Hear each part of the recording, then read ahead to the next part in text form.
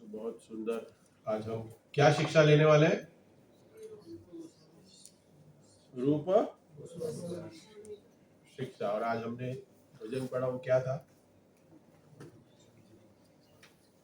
रूप गोस्वामी कौन है? एक मंजरी है। मंजरी पता है आप लोग को? मंजरी तुलसी में होती है ऊपर मंजरी। मंजरी गोपियों के नीचे सेवा करने वाली जो सेविकाएं होती है उसको मंजरी कहा जाता है। तो अलग अलग प्रकार के मंजरी है, उसमें से ये रूप मंजरी है, जिसको अपना इटर्नल स्वरूप जब हमें पता चलेगा कि हम कौन है भगवान के धाम में, और हम हमारी क्या कॉन्स्टिट्यूशन पोजीशन है वहां पे, तो तब जाके ये स्वरूप प्रकट होता है। और फिर हम कह सकते हैं कि ये रूप मंजरी है, अनंग मंजरी है, ये गोप मंजरी है। अलग अलग मंजरियों के भाव में हम भगवान की सेवा करेंगे। तो इसको थोड़ा सा जो हमने आज गाया है उसको हम थोड़ा समझेंगे। Translation. The fate of Shri Rupa Manjari, जिसको हम Rupa Goswami eternal form as a gopi of Vraj are my real wealth. हमारी असली धन क्या है? हमारा क्या है असली धन? बैंक अकाउंट का हमारा हमारा डीमैट अकाउंट, हमारे बैंक का लॉकर का अकाउंट, वो हमारा असली धन है। लेकिन जो हम भक्ति में सीखते हैं, जो हमें बताया गया है, the real wealth, what is that? The Gopi Vraj my eternal wealth. ये रूप गोस्वामी जो है, रूप गोस्वामी हमारी, हम रूप गोस्वामी को, हम हमारी जो भक्ति में हम जुड़े हुए हैं, जो हमें रूपानुगा भी कहा जाता है। क्या कहा जाता है? रूपानुगा।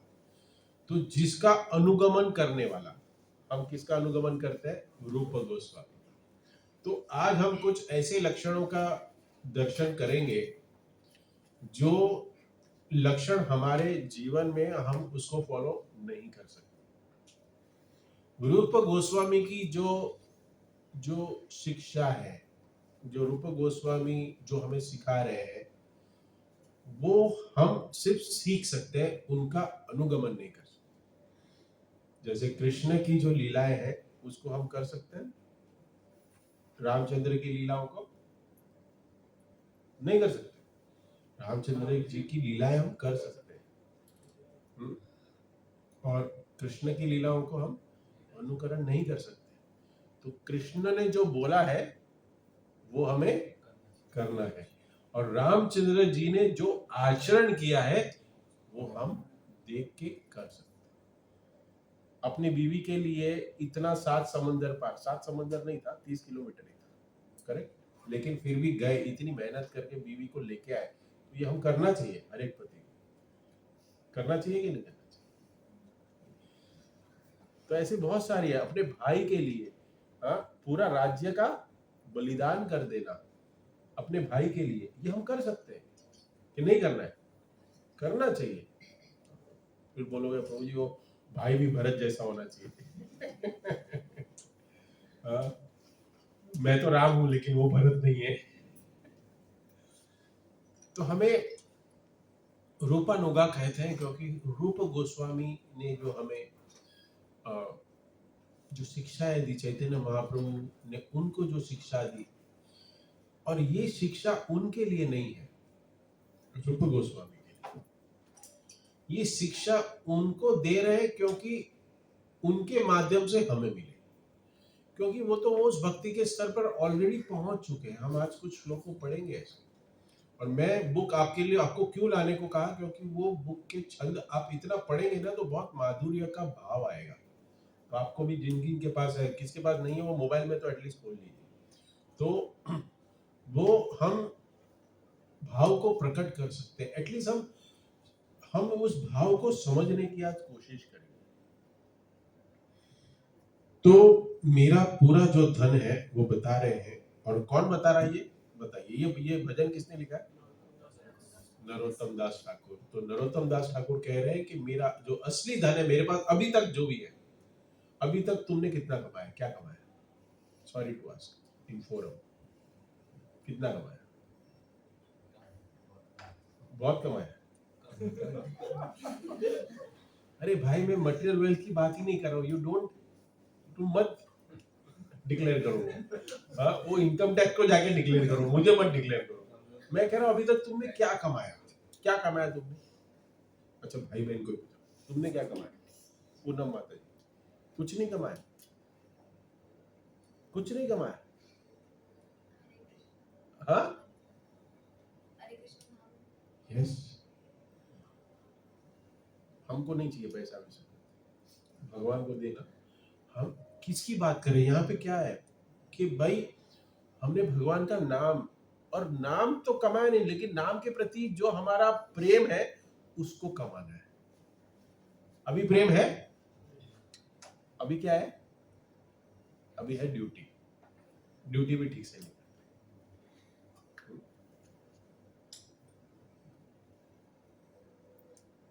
ठीक है, मैं यहीं अटक जाऊंगा। और ये जो शिक्षाएं है, किसने कुछ पढ़ा है? कल मैंने बोला था तो मैंने पढ़ने को भी कुछ पढ़ा है किसी ने? कितने श्लोक है चैप्टर 19 में? हाँ, 240 प्लस। ओके, 2 प्लस, 2 से तो ज्यादा होंगे। 2, जो क्लोज आएगा उसको चॉकलेट मिलेगी।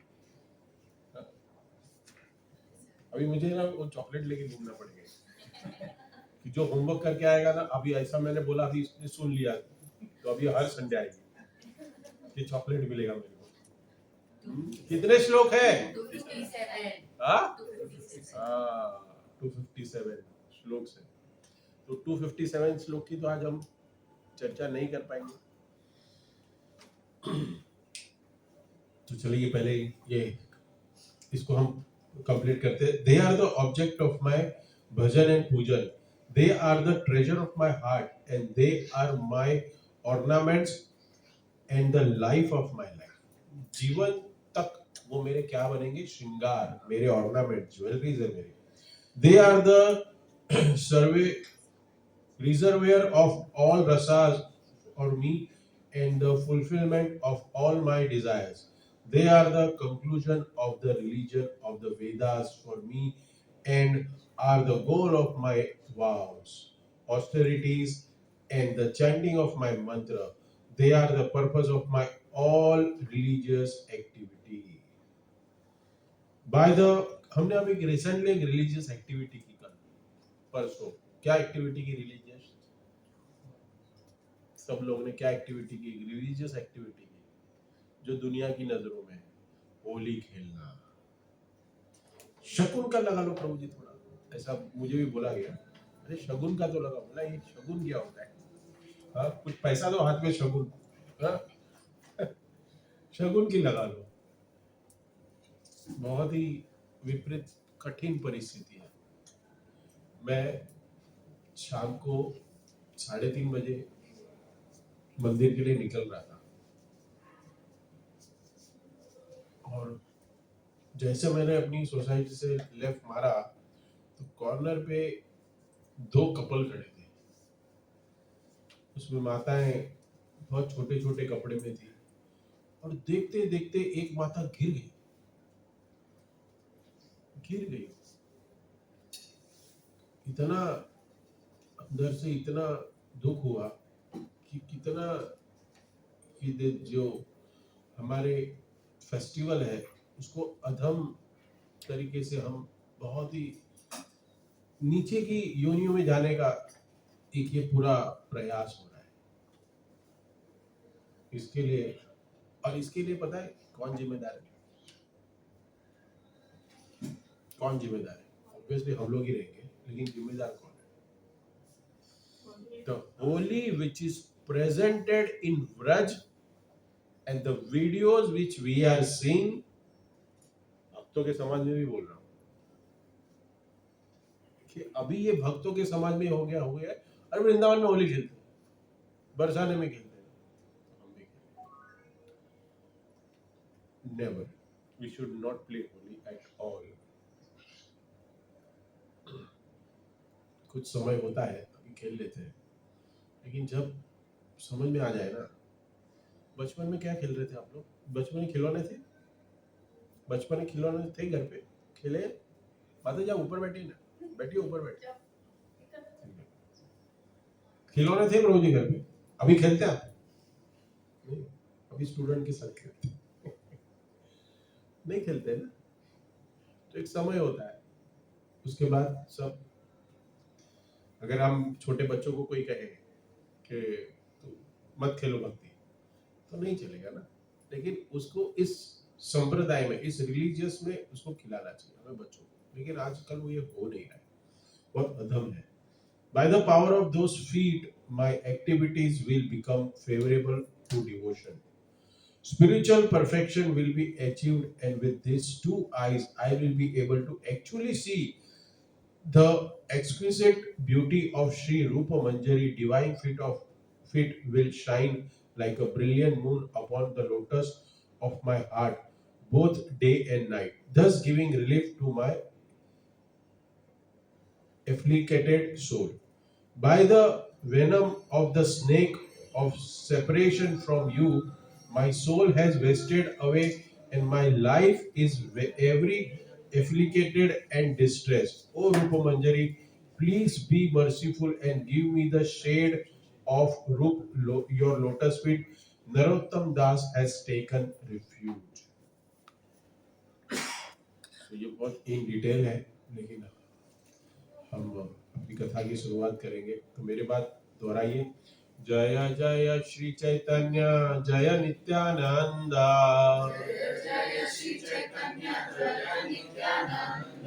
जय द्वैत चंद्र जय गौर भक्त वृंद,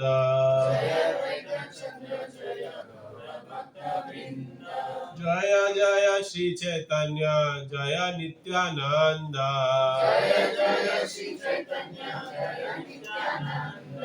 जय द्वैत चंद्र जय गौर भक्त वृंद,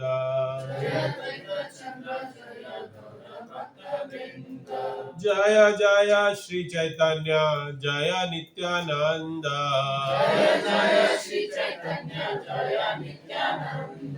जय द्वैत चंद्र जय गौर भक्त वृंद।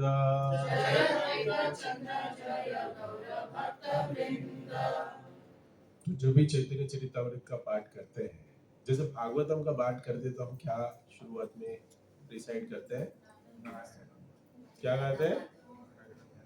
ओम नमो भगवते वासुदेवाय। तो वैसे ही जब हम चैतन्य चरितामृत का पाठ करते हैं, तो इस मंत्र का उच्चारण करके हमारे वरिष्ठ वैष्णवगण शुरुआत करते हैं। तो आज की कथा की भी हम शुरुआत करते हैं, जो कथा है हमारी रूप शिक्षा।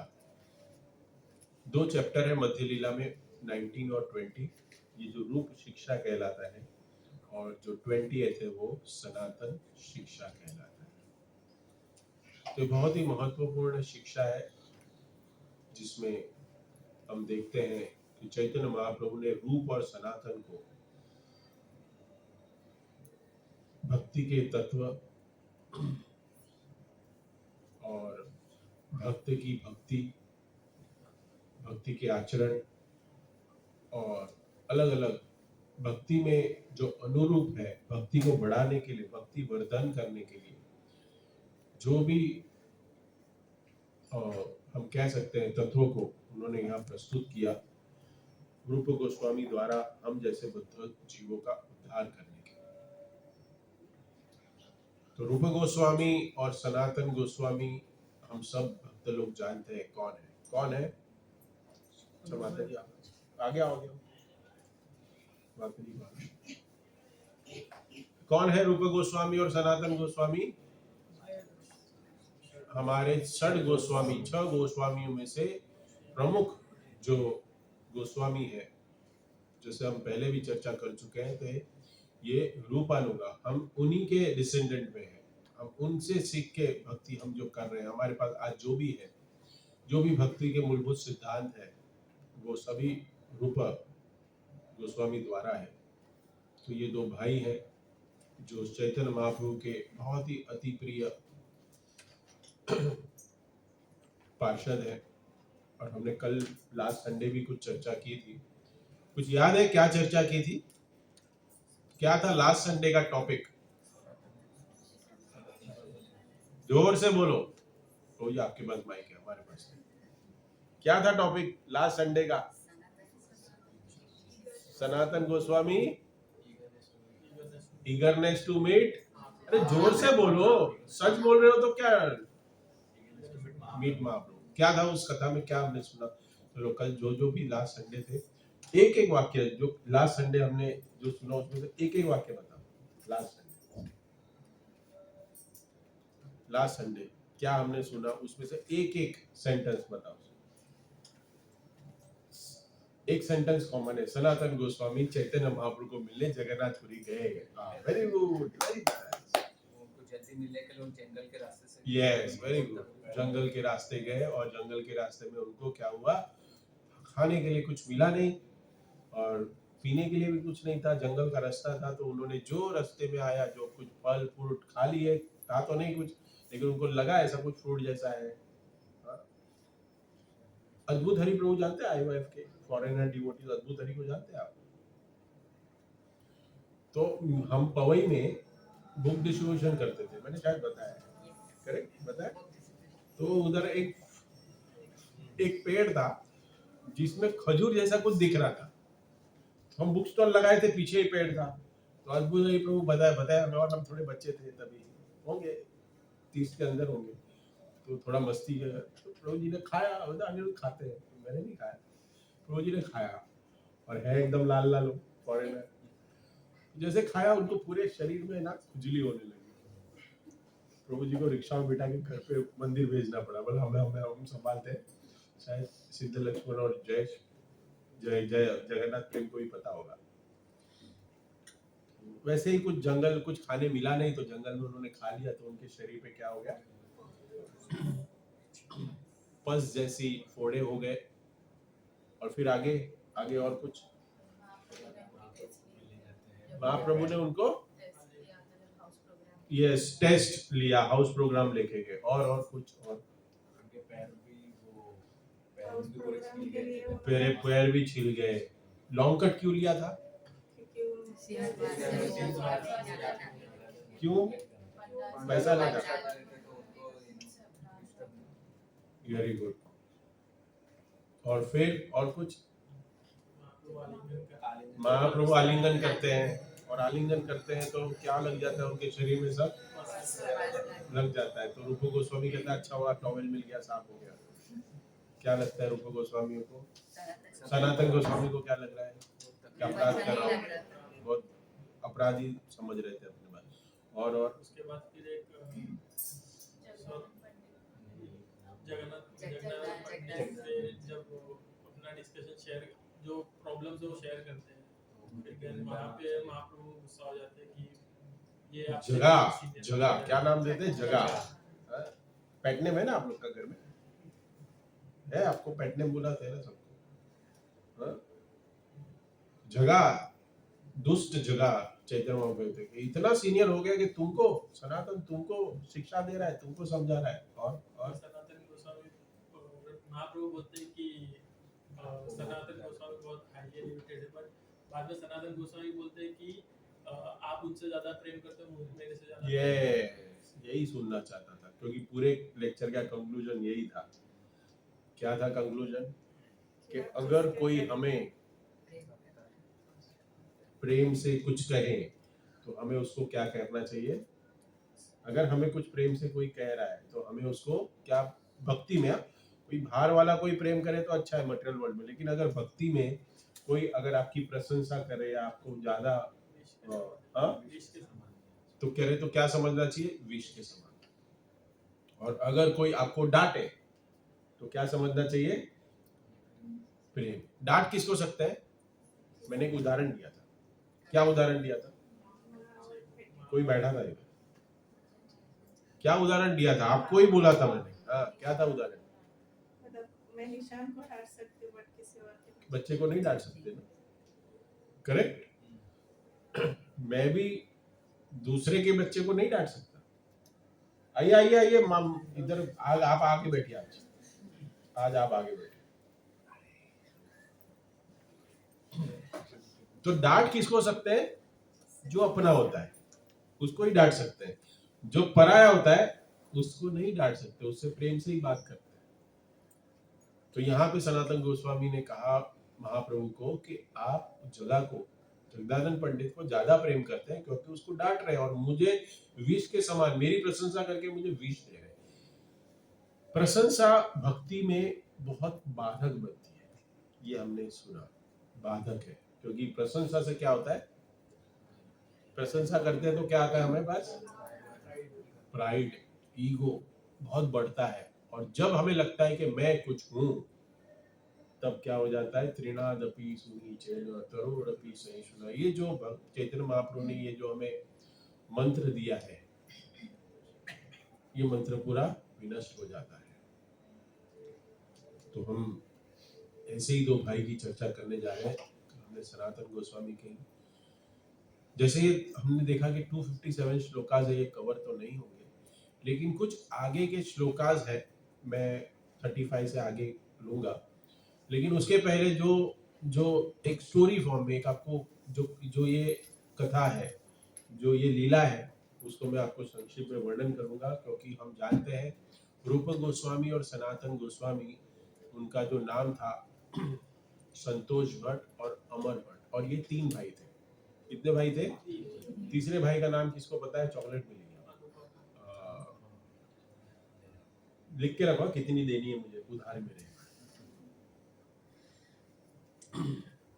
अनुपम भट्ट, ये 3 भाई थे और ये तीनों भाई बहुत ही अच्छे साउथ इंडियन ब्राह्मण फैमिली में उनका जन्म हुआ था और बचपन से ही बहुत अच्छी भक्ति में लगे हुए थे और भक्ति के परम चरम सीमा पे वो पहुंच गए थे बचपन से। और बहुत अच्छे एजुकेशन में भी थे। क्या थे? एक फाइनेंस मिनिस्टर और एक ने एमबीए किया था, होम मिनिस्टर।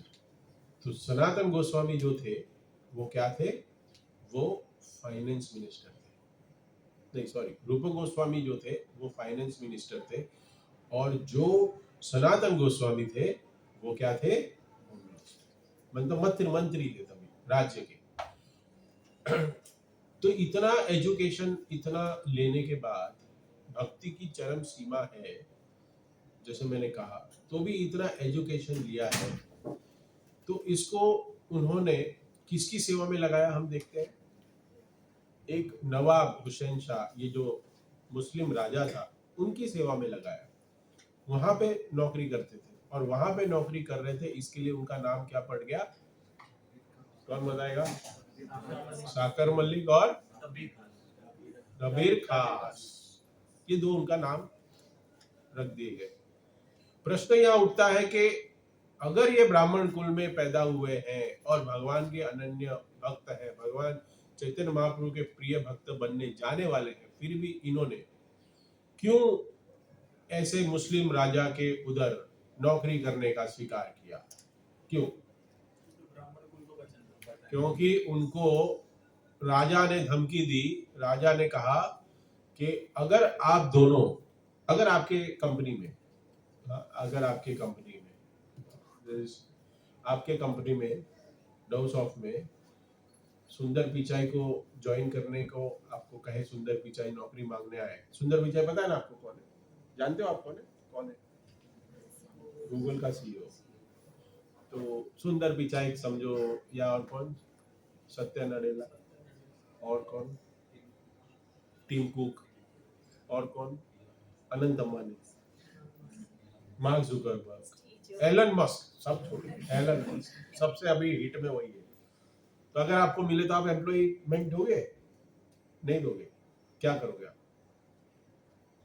अगर वो आपको अपनी कंपनी को ग्रो करना है तो आपको ऐसे सीईओ मिले तो आप उनको रखोगे? नहीं रखोगे। आप पगार परवड़ेगा नहीं, बाद में की बात है, लेकिन अगर मिल गया हाँ, तो रखोगे या नहीं रखोगे? रखो, क्योंकि आपको लग रहा है कि मेरा ये अच्छे से काम करके देगा और मैं मस्त से मंदिर में बैठ के भजन करूंगा। हाँ, ये करेगा, सीईओ बना दूंगा। तो नवाब हुसैन शाह को भी पता था कि एक फाइनेंस मिनिस्टर है और एक होम मिनिस्टर, मतलब इतने बड़े चतुर है ये।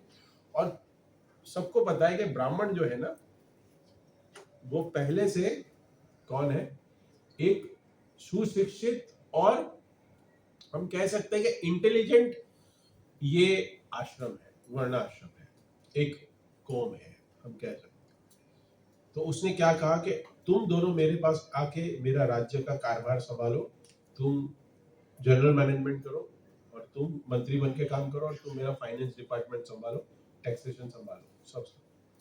अगर आपने नहीं किया तो मैं सारे राज्य में जितने भी ब्राह्मण है सबको मार दूंगा। तो उन दोनों के बीच में कॉन्ट्रैक्ट हुआ था, हम आप काम करेंगे लेकिन हमारे संप्रदाय को, हमारे भक्तों को हाथ मत लगाना। लेकिन कार्य कर रहे थे, लेकिन कार्य करते करते हृदय में तो ये लालसा है ही, प्रभु जी बहुत पक गया हूं अभी भक्ति करने से। ऐसा होता है आप लोग किसी को? आपको तो बहुत यंग है आप लोग की एज, प्रभु जी आपको लगता है बस हो गया ना, प्रभु जी आपको करना है, प्रभु जी आपको बस हो गया ऐसा लगता है? नहीं। तो आगे बताऊंगा। तो इनको हमेशा मन में था कि हम जो नौकरी कर रहे हैं, क्योंकि यहाँ पे सिद्धांत स्थापित होता है कि ये जो जीवन है, ये जो शरीर है, वो सिर्फ शरीर चलाने के लिए नहीं है, क्योंकि शरीर के अंदर जो बैठा है वो कौन है? आपका मालिक। नौकरी कौन कौन करते हैं? बहुत लोग करते हैं। आपको पगार दे रहा है, सैलरी दे रहा है, वो क्यों दे रहा है? क्यों दे रहा है? काम करने के लिए। काम कौन कर रहा है? हम। कौन कर रहा है काम? काम कौन कर रहा है? हम कर। बोलो हम कर रहे हैं। बाजू वाला काम करेगा और तुमको पगार मिलेगा क्या? जो हम है उसमें से निकल जाए, हम है जो उसमें से निकल जाए, तो आपका मालिक आपको पगार देगा? क्यों नहीं देगा? आपने अभी तो बोला हम कर रहे हैं, तो हम कहाँ जाएगा? हम तो है यही, हम तो यही है ना, शरीर तो है ना। अगर शरीर से हम निकल जाए, अभी आप लोगों ने बोला हम मतलब आत्मा, ऐसा ही बोला आप लोगों ने कि मैं समझ रहा हूं कि आप लोग शरीर ही समझ रहे हो, दोनों में आप लोग का ही लॉस है। क्योंकि आपको जो पगार मिल रहा है ना, वो आपको नहीं दे रहा है, वो आपकी आत्मा को पगार दे रहा है मालिक। ये समझिए, आएगा रूप शिक्षा। आपको लगता है मैं कमा रहा हूं, आपको नहीं दे रहा पगार। अगर आपको देता है, जो आप दिख रहे हो उसको दे रहा है वो, तो आपका शरीर जब मृत होगा और ऑफिस में जाके डाल के आ जाओ, देगा पगार? लेकिन तो पगार आज तक किसको दे रहा था? किसको दे रहा था? समझ में आया? समझ में आया? चलो क्लास खत्म। अरे इतना समझ में आ गया। ये बाहर वालों को किसी को समझ में नहीं आएगा इस चीज को। सबको यही लगता है कि मैं ही कमा रहा हूं, लेकिन पगार हम नहीं कमा रहे, हम पैसा नहीं कमा रहे, हमारी आत्मा बैठी है शरीर के अंदर। इसके लिए हमें कोई पैसे से नहला है, पैसा हमें दे रहा है। इस तथ्य को समझिए। आज तक हम यही समझते आ रहे हैं, मैं, हम नहीं। ये चीज रूप गोस्वामी को पता थी, इसलिए उन्होंने डिसाइड किया कि बस हो गया, एक रिटायरमेंट एज होना चाहिए। शास्त्र के हिसाब से कितने साल तक काम करना चाहिए? कितने? 49। एक कम करता हूं, 49 इयर्स तक ही काम करना चाहिए। कोई मंत्री संतरी बैठा नहीं हमारे ग्रुप में, नहीं तो मैं एप्लीकेशन देता। 49 इयर्स में रिटायरमेंट होना है, क्योंकि 49 इयर्स के बाद क्या करना है? 1+, और 1+ में तो काम नहीं कर सकते। जब हमें ये इसका एक लीगल अगर देखें, अगर आजकल 49 पे रिटायरमेंट ला दे तो देश का मैक्सिमम प्रॉब्लम सॉल्व हो जाएगा। मैं कोई नेता बन के नहीं दे रहा हूँ ये lecture। लेकिन आप सुनिए इसको, अगर 49 पे रिटायरमेंट डिक्लेयर कर दे तो जितने यूथ बेकार बैठे हैं आज, उन सबको जॉब मिल जाएगा। क्योंकि जो 49 इयर्स तक सैलरी लेके काम कर चुके हैं, उनके पास तो अपने जीने लायक पैसा तो है ही, है क्या नहीं है? है ना? अभी भी कमा रहे, तो उनके अकाउंट में बढ़ोतरी हो रही है। लेकिन यहाँ पे यूथ बेकार बैठा है, और हम यहाँ पे 59 58 का रिटायरमेंट है, डिमांड हो रही है 60 की। तो ये इकोनॉमी को और डिस्टर्ब कर देगा, ये पता है। इसलिए तो ये एमबी और फाइनेंस मिनिस्टर बैठे हैं यहाँ पे, कि वो बोला है, शास्त्र में बोल रहा है कि 49 पे रिटायर हो जाओ। कुछ कुछ लोग तो 49 में बिजनेस स्टार्ट की बात कर रहे हैं, बिजनेस करने का। लास्ट टू लास्ट वीक एक भिवंडी फैक्ट्री देखने में गया था, मेरे बिजनेस से related, last to last week. और जो व्यक्ति मुझे लेने को आया था घाटकोपर स्टेशन पे, उसने मुझे बोला कि सर जी आप अपनी कार मत चलाइए, आप मेरे को मेट्रो में घाटकोपर स्टेशन मिलिए, या फिर हम हमारी कार में जाएंगे। तो मैं बात तो कर रहा था 10-15 दिन से कुछ हमारे बिजनेस की, लेकिन मुझे नहीं पता था कि वो व्यक्ति 75 इयर्स का होगा।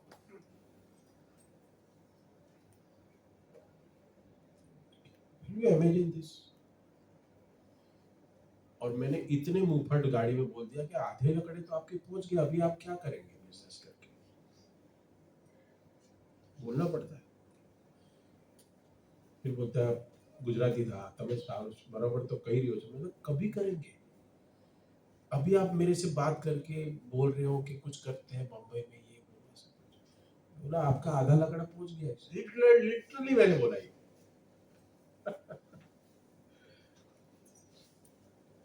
और वो हंस रहा था।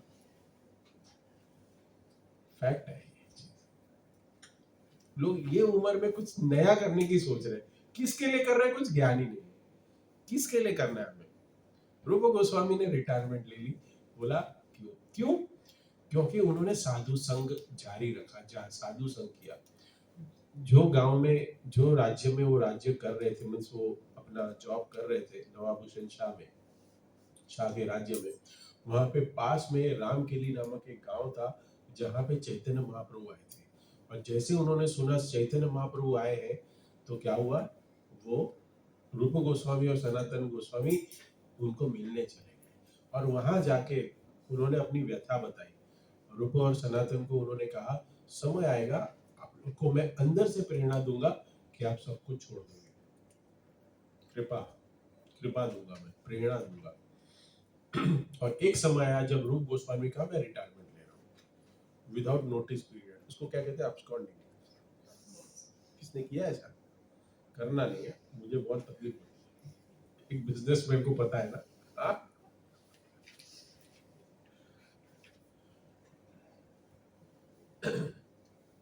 रूप गोस्वामी भाग गए, अपनी सारा बैंक बैलेंस सब लेके निकल गए। ये बहुत सुंदर श्लोक है, लेकिन मैं आपको संक्षिप्त बता रहा हूँ।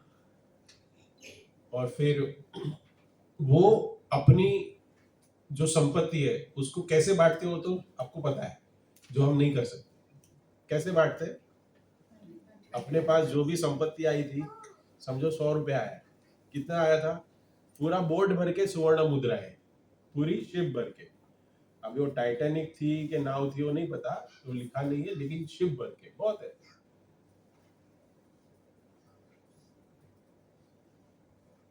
एक व्यक्ति को खाने में कितना खर्चा लगता है? चलिए, खाने में कितना खर्चा लगता है? हाँ, रोज का भी महीने का, रोज का नहीं, महीने का खर्चा। अभी हमारी वीकली, हम अमेरिका में नहीं है कि वीकली बात करें, महीने में कितना खा सकता है व्यक्ति? 4000 कितना? 4000 रुपया, परफेक्ट। और कोई 4000 रुपया ज्यादा लग रहा है, कम लग रहा है? कोई दूसरा paneer, pizza, pasta, McDonald's, KFC जो जाता होगा, उसके लिए थोड़ा बढ़ सकता है। कितना लगता है प्रभु जी, आपको क्या लगता है कि खाने के लिए कितना लगता है?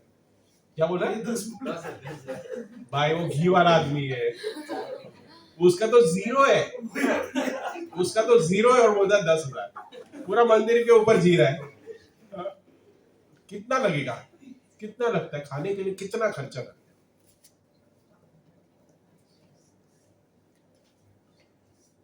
कितना? आप तो होम मिनिस्टर है, आप बोलो कितना लगता है?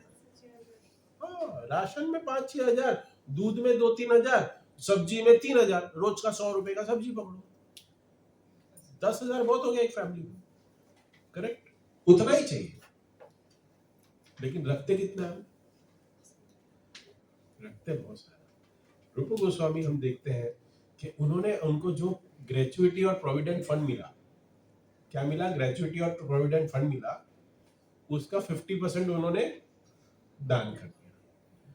25% है जो वो परिवार वाले सगे संबंधियों के लिए रखा, और 25% अपने सिक्योरिटी के लिए रखा, अपने लिए रखा।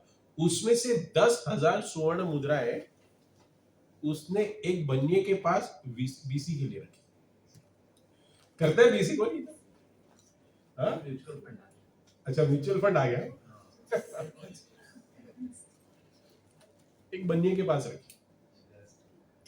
क्यों? क्योंकि बोलता मैं तो भाग गया हूं अभी, लेकिन सनातन पीछे है, तो सनातन को सिक्योरिटी में कुछ रखता हूं जी। क्योंकि जैसे नवाब हुसैन शाह को पता चलेगा कि मैं भाग गया हूं, तो वो मेरे भाई को तकलीफ देगा, और वैसे ही हुआ कि सनातन गोस्वामी को पता चला, मीन्स पूरा प्लान था। रूप गोस्वामी निकल गए हैं, और कहाँ गए हैं वो? रूप गोस्वामी अपने भाई अनुपम को लेके वृंदावन जाने की तैयारी कर रहे हैं, क्योंकि उन्होंने देखा कि चैतन्य महाप्रभु वृंदावन जा रहे हैं तो रास्ते में मिलेंगे, और उन्होंने कुछ अपने गुप्तचर थे उनको बोला था कि चैतन्य महाप्रभु को ढूंढो, कहाँ है, हम उनको मिलना चाहते हैं। क्योंकि मिनिस्टर थे वो, राजा के वहां नौकरी कर रहे थे, तो उनके पास तो उतने रिसोर्स होंगे ही। तो उन्होंने देखा, उन्होंने कहा, तो गुप्तचर से फिर मैसेज आया, और फिर वो भगवान चैतन्य महाप्रभु को मिलने निकले। सनातन गोस्वामी यहाँ थे, और सनातन गोस्वामी ने भी क्या किया? सिक लीव डाल दी। क्या डाल दी? Sick leave. और सिक लीव डालते हैं, लेकिन सिक तो होते नहीं होंगे। ऐसे किया है? तो ये ऐसे ही किया है। बीमार है लेकिन आ गए मंदिर, सिक लीव डाल दी। तो सनातन गोस्वामी ने सिक लीव डाल दी और घर पे बैठे, और वो घर पे सारे भक्तों के साथ भागवतम का पाठ करने बैठ गए, सिर्फ भजन कीर्तन पूरा 24 घंटा। नवाब हुसैन शाह जो था, उन्होंने बोला ये सनातन कहाँ गया है? रूप तो चला गया, अभी सनातन कहाँ है? सनातन कहाँ है? तो मैसेज आया कि सर्टिफिकेट भेज रहे हो, सिक लीव के सर्टिफिकेट भेज रहा है। लेकिन उनको डाउट आया, तो कहा अपने वैद्य को जाके मिल के आओ जाओ। और जैसे वैद्य जाता है और वो देखता है, तो वहां तो कीर्तन चल रहा है, हाउस प्रोग्राम चल रहा है, पनीर बांट रहे हैं, रसगुल्ला खा रहे हैं, मस्त कीर्तन हो रहा है। और ये खबर वैद्य ने बता दी कि सनातन कोई बीमार नहीं है, वो तो भजन कीर्तन कर रहा है, भागवतम सप्ताह अटेंड कर रहा है, वो बीमार नहीं है। और यहाँ पे काम हैम्पर हो रहा है, वर्कलोड बढ़ रहा है। तो राजा को बहुत गुस्सा आया, वो सनातन को मिलने चले गए, और सनातन को बहुत डांटा। बताइए क्या कर रहे हो तुम? मेरे सारे कारोबार को देख नहीं रहे हो, सब काम बहुत पेंडिंग है, मुझे उड़ीसा देश में लड़ाई चढ़ाई करने जाना है। क्योंकि ये क्या करते थे, ये दोनों उनका लोकल बिजनेस जो संभालना है, राज्य का कार्य संभालते थे, और राजा अलग अलग राज्यों में जाके लड़ाई करके वहां से वो राज्य को जीत के आता था। वो कॉन्सेंट्रेट क्या करता? एक्वायरिंग लैंड, उसमें उसका ध्यान ज्यादा रहता। और इनका क्या है? इनका संभालने के लिए प्रिजर्व। सनातन गोस्वामी और उसको रूप गोस्वामी उसको संभाल के रखते थे। तो बोलता मैं इतना बिजी हूँ, मुझे यहाँ लड़ाई करने जाना है, और तुम लोग यहाँ पे दोनों चले गए हो, और तुम यहाँ पे भजन कीर्तन करने बैठे हो। सनातन ने कहा मैं नहीं आऊंगा। और जैसे वो कहते हैं कि मैं अभी नहीं आऊंगा, आपकी नौकरी नहीं करूंगा, नवाब हुसैन शाह क्या कहते हैं? उसको बंदी बना लेते हैं, और बंदी बना के कारागार में डाल देते हैं। अभी कारागृह में डालते हैं, तब क्या होता है कि मैंने कहा था 10,000 सहस्त्र मुद्राएं, तो यहाँ आता है 10 सहस्त्र मुद्रा तथा आचे मोदी स्थाने, 34 नंबर श्लोक, स्थाने ताहा दिया कर शीघ्र आत्मविमोचने। रूप गोस्वामी ने श्री सनातन गोस्वामी को यह भी सूचित किया कि वहां एक बनिए के पास 10,000 मुद्राएं छोड़ आया हूं, तो उस धन का उपयोग अपने आप को जेल से छुड़ाने में करो। कैसे करो? ये छेते से छुटी तुम्ही आई सब वृंदावन, एते लिखी दुई भाई करिला गमन। ऐसे कैसे करके भी तुम है ना वहां से छूट के वृंदावन के लिए लिया आओ, और हम अनुपम और रूप गोस्वामी क्या कहे कि हम पत्र लिखा सनातन गोस्वामी को कि हम वहां वृंदावन जा रहे हैं और तुम भी आओ। अनुपम मल्लिक तार नाम श्रीवल्लभ, रूप गोसाई छोटा भाई परम वैष्णव। सो अनुपम मल्लिक जिसको हम देखते हैं, श्री वल्लभ नाम जो है उनका, जो हम अनुपम नाम से भी जानते हैं, और उसका नाम श्री वल्लभ भी था, तो उनका छोटा भाई था, उसका यहाँ वर्णन हो रहा है। और उनके साथ रूप गोस्वामी भाई को लेके वृंदावन की ओर चल पड़े राज्य से महाप्रभु को मिलने के लिए। और जैसे मिलने के लिए प्रभु को वहां प्रयाग में मिलते हैं। कहाँ मिलते हैं वो? क्योंकि गुप्तचर कहते हैं कि महाप्रभु अभी कहाँ है? प्रयाग। जो अभी प्रयाग हम बोल रहे हैं वो प्रयाग में वहां जाके मिलते हैं। और जैसे महाप्रभु प्रयाग में इन दोनों को देखते हैं, प्रभु चलिया छेन बिंदु माधव दर्शने, लक्ष लक्ष लोक ऐसे प्रभु मिलने। वहां पे बिंदु माधव नाम का एक मंदिर है प्रयाग में, जहाँ पे चैतन्य महाप्रभु उनके दर्शन के लिए जा रहे थे। और जब चैतन्य महाप्रभु चल रहे थे तब उनके साथ बहुत सारे भक्तगण चल रहे थे। लक्ष लक्ष लोग के, हजारों की हजारों लोग उनके साथ चल रहे थे उनके दर्शन के लिए, बिंदु माधव मंदिर में जाने के लिए। और कहते हैं, कहे कांदे कहे हंसे कह नाचे गाय, कृष्ण कृष्ण बोली कहे घड़ी घड़ी गाय। कोई रो रहा है, कोई हंस रहा है, कोई कीर्तन कर रहा है, कोई हर्षोल्लास से नाच रहा है, गा रहा है, कोई जमीन पे लौट रहा है। ऐसे क्योंकि चैतन्य महाप्रभु क्या प्रदान करने वाले हैं? प्रेम। लास्ट संडे हमने चर्चा की, चैतन्य महाप्रभु क्या है? प्रेम पुरुषोत्तम। कृष्ण भगवान कौन है? लीला पुरुषोत्तम। और रामचंद्र जी क्या है? मर्यादा पुरुषोत्तम। और जो प्रेम देने के लिए आए हैं, तो चैतन्य महाप्रभु साक्षात जब उनको कोई दर्शन करता, चैतन्य महाप्रभु पूरा प्रेम दे देते उनको, और वो क्या करता? भक्त पागल हो जाता। आपको किसी ने बोला पागल है क्या? हर संडे मंदिर जाता, आपको बोला है किसी ने? आपको किसी ने बोला है क्या पागल हो गए तुम? बोला है? हाँ या ना? हाँ या ना? नहीं बोला। बोला है किसी ने क्या हर संडे मंदिर जाते हो तुम लोग पागल हो? अगर कोई ऐसा बोले तो नाचना आप लोग, सच में हर्षोल्लास से नाचना चाहिए। क्यों? मैं भक्त बन गया। पागल है तू, हर संडे मंदिर जाता है, क्या करता है तू? क्या वो करता है? हर संडे मंदिर जाता, पागल है। नाचो, हंसो, गाओ। हर संडे मंदिर जाता हूं मतलब मुझे पागल बोल दिया, मतलब मैं भक्ति में लग गया हूं। ये पैरा। और फिर आगे भगवान का मिलन होता है। ये दो भाई मिलने आते हैं, तो चैतन्य महाप्रभु उनको देख के बहुत खुश हो जाते हैं। तो श्लोक संख्या 46 है।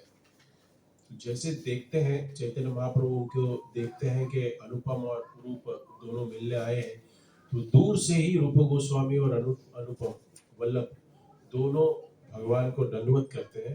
और ये बहुत सुंदर श्लोक है।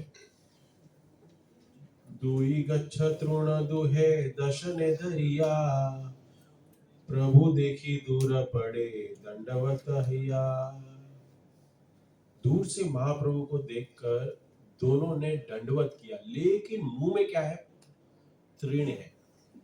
तृण पता है आपको? तृणादपि सुनी चेना तरोरपि सहिष्णुना। तृण मतलब घास। घास को मुंह में रख के दंडवत करना मतलब क्या है? मैं अपने आप को इतना हीन मानता हूं, इतना दरिद्र, इतना अभागा मानता हूं कि मैं एक पशु के समान। तृण कौन खाता है? तो मुंह में पशु को रख के दंडवत करना ये हीनता का प्रतीक है। फिर आप लोग अभी क्या करो, नेक्स्ट संडे से थोड़ा घास लेके आना और भगवान के सामने दंडवत करो। हाँ? करोगे नहीं करोगे? करोगे नहीं करोगे? तो हाँ बोले तो भी प्रॉब्लम है, ना बोले तो भी प्रॉब्लम है। करेंगे ना? करो। फिर कोई पूछे ये क्या पागलपन है, फिर हंसना।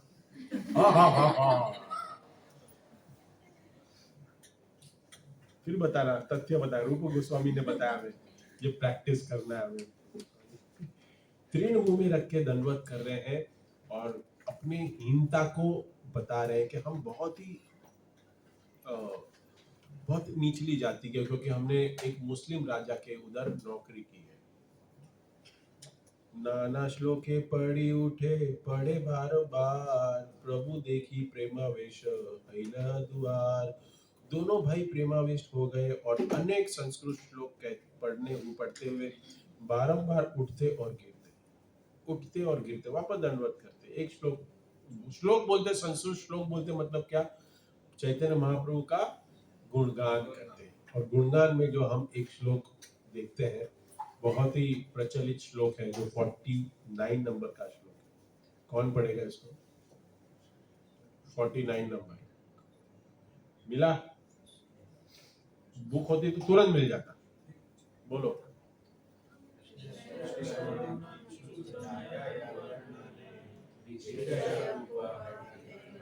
अच्छा, ये आगे वाला है। ओके। कृष्णेर करुणा किछु नाग्रामे वर्णने, विषय कृपा हेतु कडिला तोम दुई जने। तब श्री चैतन्य महाप्रभु ने कहा, कृष्ण की कृपा का वर्णन कर पाना संभव नहीं है, क्योंकि उन्होंने तुम दोनों को भौतिक भोग के कुएं के बाहर निकाल लिया है। भगवान ने आपकी नौकरी छीन ली, तो आप कैसे कह सकते हैं कि आपके ऊपर कृपा है? यहाँ पे क्या आ रहा है? भगवान स्वयं बता रहे हैं कि आपके ऊपर कृष्ण की कृपा है, क्योंकि आप सब कुछ छोड़ के मेरे पास आए हो। कैसे पॉसिबल है ये? किसी को बोलो प्रभु ये मेरे को है ना नोटिस मेरे को दे दी, मेरे को जॉब से निकाल दिया, वेरी गुड, अच्छा है, वेरी गुड, अभी आपके पास 24 घंटे भक्ति करने के लिए, तो आप क्या बोलोगे मेरे प्रति? क्या लगे आपको अगर कोई ऐसा कहे मेरा जॉब छूट गया और फिर वो सामने वाला हंसे वेरी गुड, तो क्या करोगे आप? बहुत गुस्सा करेंगे, क्योंकि भक्ति हमने सीखी नहीं है। यहाँ चैतन्य महाप्रभु कहते हैं तुम जॉब छोड़ के आ गए, वेरी गुड, कृपा है भगवान की आपके ऊपर। और हमारा यहाँ कुछ हो जाता है ऐसा, तो हम क्या समझते हैं?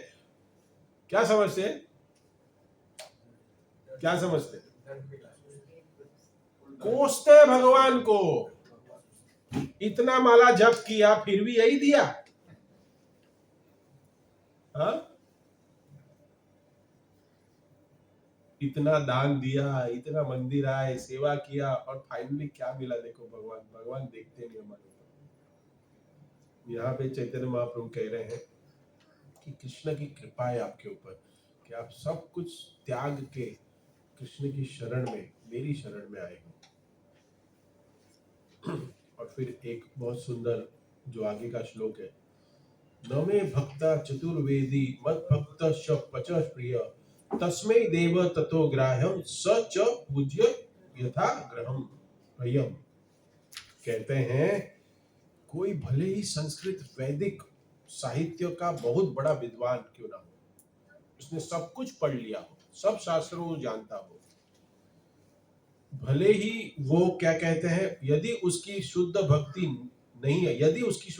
नहीं है, तो वह मेरा भक्त नहीं माना जा सकता। शास्त्रों का ज्ञान है, ऐसे बहुत सारे हैं ना भगवत गीता के स्कॉलर्स, कितनी भगवत गीता के टिप्पणियों करने वाले यूट्यूबर भी है बहुत सारे हैं, लेकिन भगवत भक्ति नहीं है उनमें। तो चैतन्य महाप्रभु क्या कहते हैं, यदि उनकी भक्ति शुद्ध नहीं है तो वह मेरा भक्त नहीं माना जा सकता। भले ही कोई व्यक्ति चंडाल परिवार में जन्मा क्यों ना हो, वह भी मुझे अत्यंत प्रिय है। यदि वह मेरा शुद्ध भक्त है, जिसमें सकाम कर्म या मानसिक तर्क वितर्क को भोगने की कोई इच्छा न हो। सकाम कर्म, सकाम कर्म क्या है? सकाम कर्म क्या है? पायस एक्टिविटीज। हम पायस एक्टिविटी करके क्या प्राप्त करने की इच्छा रखते हैं? पुण्य। पुण्य मतलब क्या है? ऐश्वर्य, एक प्रकार का ऐश्वर्य माना जाता है। क्योंकि पुण्य प्राप्त करके आप कहाँ जाओगे? स्वर्ग जाओगे। करेक्ट। स्वर्ग जाके आपको क्या मिलेगा? अप्सराएं, सोमवरस और सोने का महल। आपको इंद्रिय भोग करने के लिए सब कुछ सुविधाएं प्राप्त होगी। तो पुण्य क्या हो गया? ऐश्वर्य हो गया। पुण्य क्या हो गया? ऐश्वर्य हो गया। तो ये ऐश्वर्य की बात कर रहे हैं कि वो सकाम कर्म तर्क वितर्क को भोगने की कोई इच्छा नहीं रखता, उसी सभी प्रकार के सम्मान दिया जाना चाहिए और वह जो कुछ भी दे उसे स्वीकार करना चाहिए। ऐसा भक्त मेरे ही सम्मान पूजनीय है। तो एक जो भक्त होता है वो भगवान की तरह ही पूजनीय है, लेकिन वो कैसा भक्त? शुद्ध भक्त, जो भगवान को समर्पित है। वो ऐसे रिलीजियस रिचुअल्स के समर्पित नहीं होना चाहिए। होली में बहुत लोग पूजा करते हैं। ग्रहण था क्या होली में? ग्रहण था होली के दिन, करेक्ट? था या नहीं था? था। मुझे किसी ने फोन किया 8:30 बजे, बोलता वो ग्रहण है तो क्या करना चाहिए? बोला क्या फर्क पड़ता है तेरे को, ग्रहण लगे नहीं लगा, अभी तेरे जीवन में ग्रहण ही है। हाँ? तू भक्ति कर ही नहीं रहा है, तू मंदिर आ ही नहीं रहा है, क्या फर्क पड़ता है तेरे को? भक्त दिवेश फोन करता है, उठा ही नहीं रहा है। हाँ? तो क्या तेरे ग्रहण में, ऑलरेडी ग्रहण में है तू। सच में बोला मैंने ऐसे, सॉरी टू से दिस, सच में ऐसे बोला। बाद में पूछ लेना नंबर। तो ये दो कॉलिंग टीम है, कितना बुरा लगता होगा। बोल दिया उनको कि तुम्हारे जीवन में ऑलरेडी ग्रहण है, प्रभु जी ये ग्रहण आपको नहीं काम करेगा। आप कहीं भी होली जलाओ, कुछ भी करो बिंदास, ये रिचुअल्स कुछ काम में नहीं आते। क्या जला के करोगे होली को? हाँ? लकड़ी जला के क्या करोगे? क्यों जलाते मालूम नहीं लोगों को? क्यों जलाते? होलिका दहन क्यों करते हैं? क्यों करते हैं? नहीं, वो नहीं करना क्यों है? वो तो हिरण्यकशिप प्रहलाद को बैन लेके बैठी, वो तो सबको पता है। वो तो शायद सबको, बच्चे को नहीं पता, लेकिन बूढ़े लोगों को शायद पता हो। लेकिन करना क्यों है? वो क्यों श्रद्धा क्यों करते हैं? हाँ, बुराइयां नाश हो जाए। हमारे जो हमारे में जो कमियां है, क्या कमियां है वो? काम क्रोध लोभ मद नहीं, न भक्ति करने की इच्छा। ये इच्छा है क्या न भक्ति करने की? ये भी एक इच्छा ही है, नहीं करना है। ऐसे रिचुअल्स में फंसे रहेंगे और भगवान ने खास करके ऐसी माया बनाई है कि आप इसमें ही फंसे रहो। होली जलाओ और सुबह उठ के कलर लगाओ, फंसे हुए सब। मुझे बहुत अच्छा लग रहा है कि इसका कलर सबका सही है, कुछ कलर चेंज नहीं हुआ है किसी का। तो सबके लाल पीले हरे सब दिखते हैं, अच्छा लग रहा है। कोई उस माया में फंसा नहीं। तो ये चैतन्य महाप्रभु कह रहे हैं कि ऐसे रिचुअल्स, ये जो, अगर कोई हरिनाम शुद्ध भक्त नहीं है तो उसको कोई शास्त्र का ज्ञान है, वो भी कोई कहता है भगवत गीता पढ़ ली, हाँ पढ़ी, कितना जप करता हूं, जप नहीं करता, तो प्रेम का होगा। तो भगवत गीता पढ़ने का आपको क्या लाभ, अगर आपके प्रति भगवत प्रेम नहीं जगा कि भगवान श्री कृष्ण को समर्पण होना है, वही तो हुआ। मैंने लास्ट वीक बताया था आपको भगवान श्री कृष्ण क्यों चैतन्य महाप्रभु बन गए, बाह्य कारण अंतर कारण बताया था। मैंने लास्ट वीक 3-4 लेक्चर दिए ना, भूल गया मैंने किसको क्या बोला है। आपको मैं बोला कृष्ण आए और फिर वो वैकुंठ में जाके सर पे हाथ मारा, नहीं बोला लास्ट लेक्चर में? कभी बोला हाँ? वही तो बोला, 3-4 क्लास दिए ना अभी मैंने लास्ट वीक में, इसके लिए याद नहीं। क्या हुआ, भगवान द्वापर में आए और आके धर्म की स्थापना करने के लिए भगवत गीता दे के गए, करेक्ट, बिजनेस सेट करके गए कि भगवत गीता मैंने दे दी, इतनी मोटी किताब, सब कुछ दे दिया, अभी मेरा बिजनेस बहुत अच्छा चलेगा। भगवान का बिजनेस क्या है? भक्त बनाएंगे, मेरे प्रति समर्पित होंगे, मन मना भव मद भक्तो मध्या जीवा नमस्कुरु, सर्व धर्मान परित्यज्य मामेकम शरणं व्रज। तो भगवान ने भगवत गीता दे दी, शास्त्र दे दिया, और भगवान ऊपर चले गए। बोला अभी मैंने भगवत गीता दे दी है, तो अब ये सब पढ़ेंगे और मेरी आबादी वहां बढ़ेगी, मेरे भक्त की संख्या बढ़ेगी। लेकिन ऐसा हुआ नहीं। क्या हुआ? लोग भूल गए। कुछ भगवान कहते हैं मैंने भगवत गीता दी, इतने तथ्य बताए, इतने सारे तत्व दिए, कोई भक्ति नहीं बन रहा है। कलयुग में लोग इतने अधम हो गए कि कोई भगवत गीता पढ़ ही नहीं रहा है। और पढ़ क्यों नहीं रहा है? क्योंकि भगवान आप बहुत गर्वित हैं, आप में बहुत बहुत गर्व की बात करते हैं। आप कहते हैं कि मुझे दंडवत करो, मुझे प्रणाम करो, सभी धर्मों को छोड़ के मुझे, मेरी शरण में आओ। आप मेरा मेरा बहुत बोल रहे हैं, आप गर्व वाले भगवान हैं। तो भगवान कहे यार मेरा तो बिजनेस ठप हो गया। बिजनेस चलता है, बहुत प्रयत्न करना पड़ता है ना, बार बार। ऐसा लगता है बिजनेस एक बार सेट हो गया ना प्रभु जी, फिर तो पैसा ही पैसा आएगा। ऐसा है? ऐसा नहीं है, बार बार प्रयत्न करना पड़ता है। भगवान के केस में भी यही है, बार बार भगवान जन्म लेते रहते हैं, बार बार बताते रहते हैं। क्योंकि अगर ऐसा नहीं होता तो एक बार में ही सब कुछ ठीक हो जाता। लेकिन क्यों बार बार आते हैं? क्योंकि भूल जाते हैं हम लोग। और भगवान को यही लगा, भगवान सोचने लगे वैकुंठ में बैठ के कि मैंने सब कुछ दे दिया, फिर भी ये कलयुग के जीव है, ये इतने अधम है, उन लोग तो भक्ति सीख ही नहीं रहे। तो फिर किसी ने सजेशन दिया कि क्या करना पड़ेगा। तो भगवान को सजेशन दिया, भगवान ने बैठाया, क्या कलयुग के जीव है ना, वो किसी का बात मानने वाले नहीं।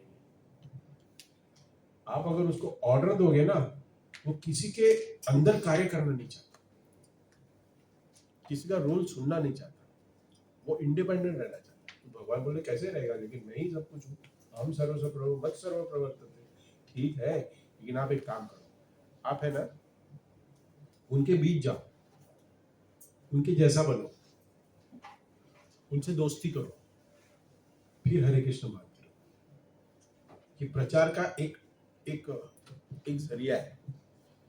आप किसको बोलोगे, मंदिर में कोई मिल गया, ये लो जप करो, तो बोले क्यों करूं?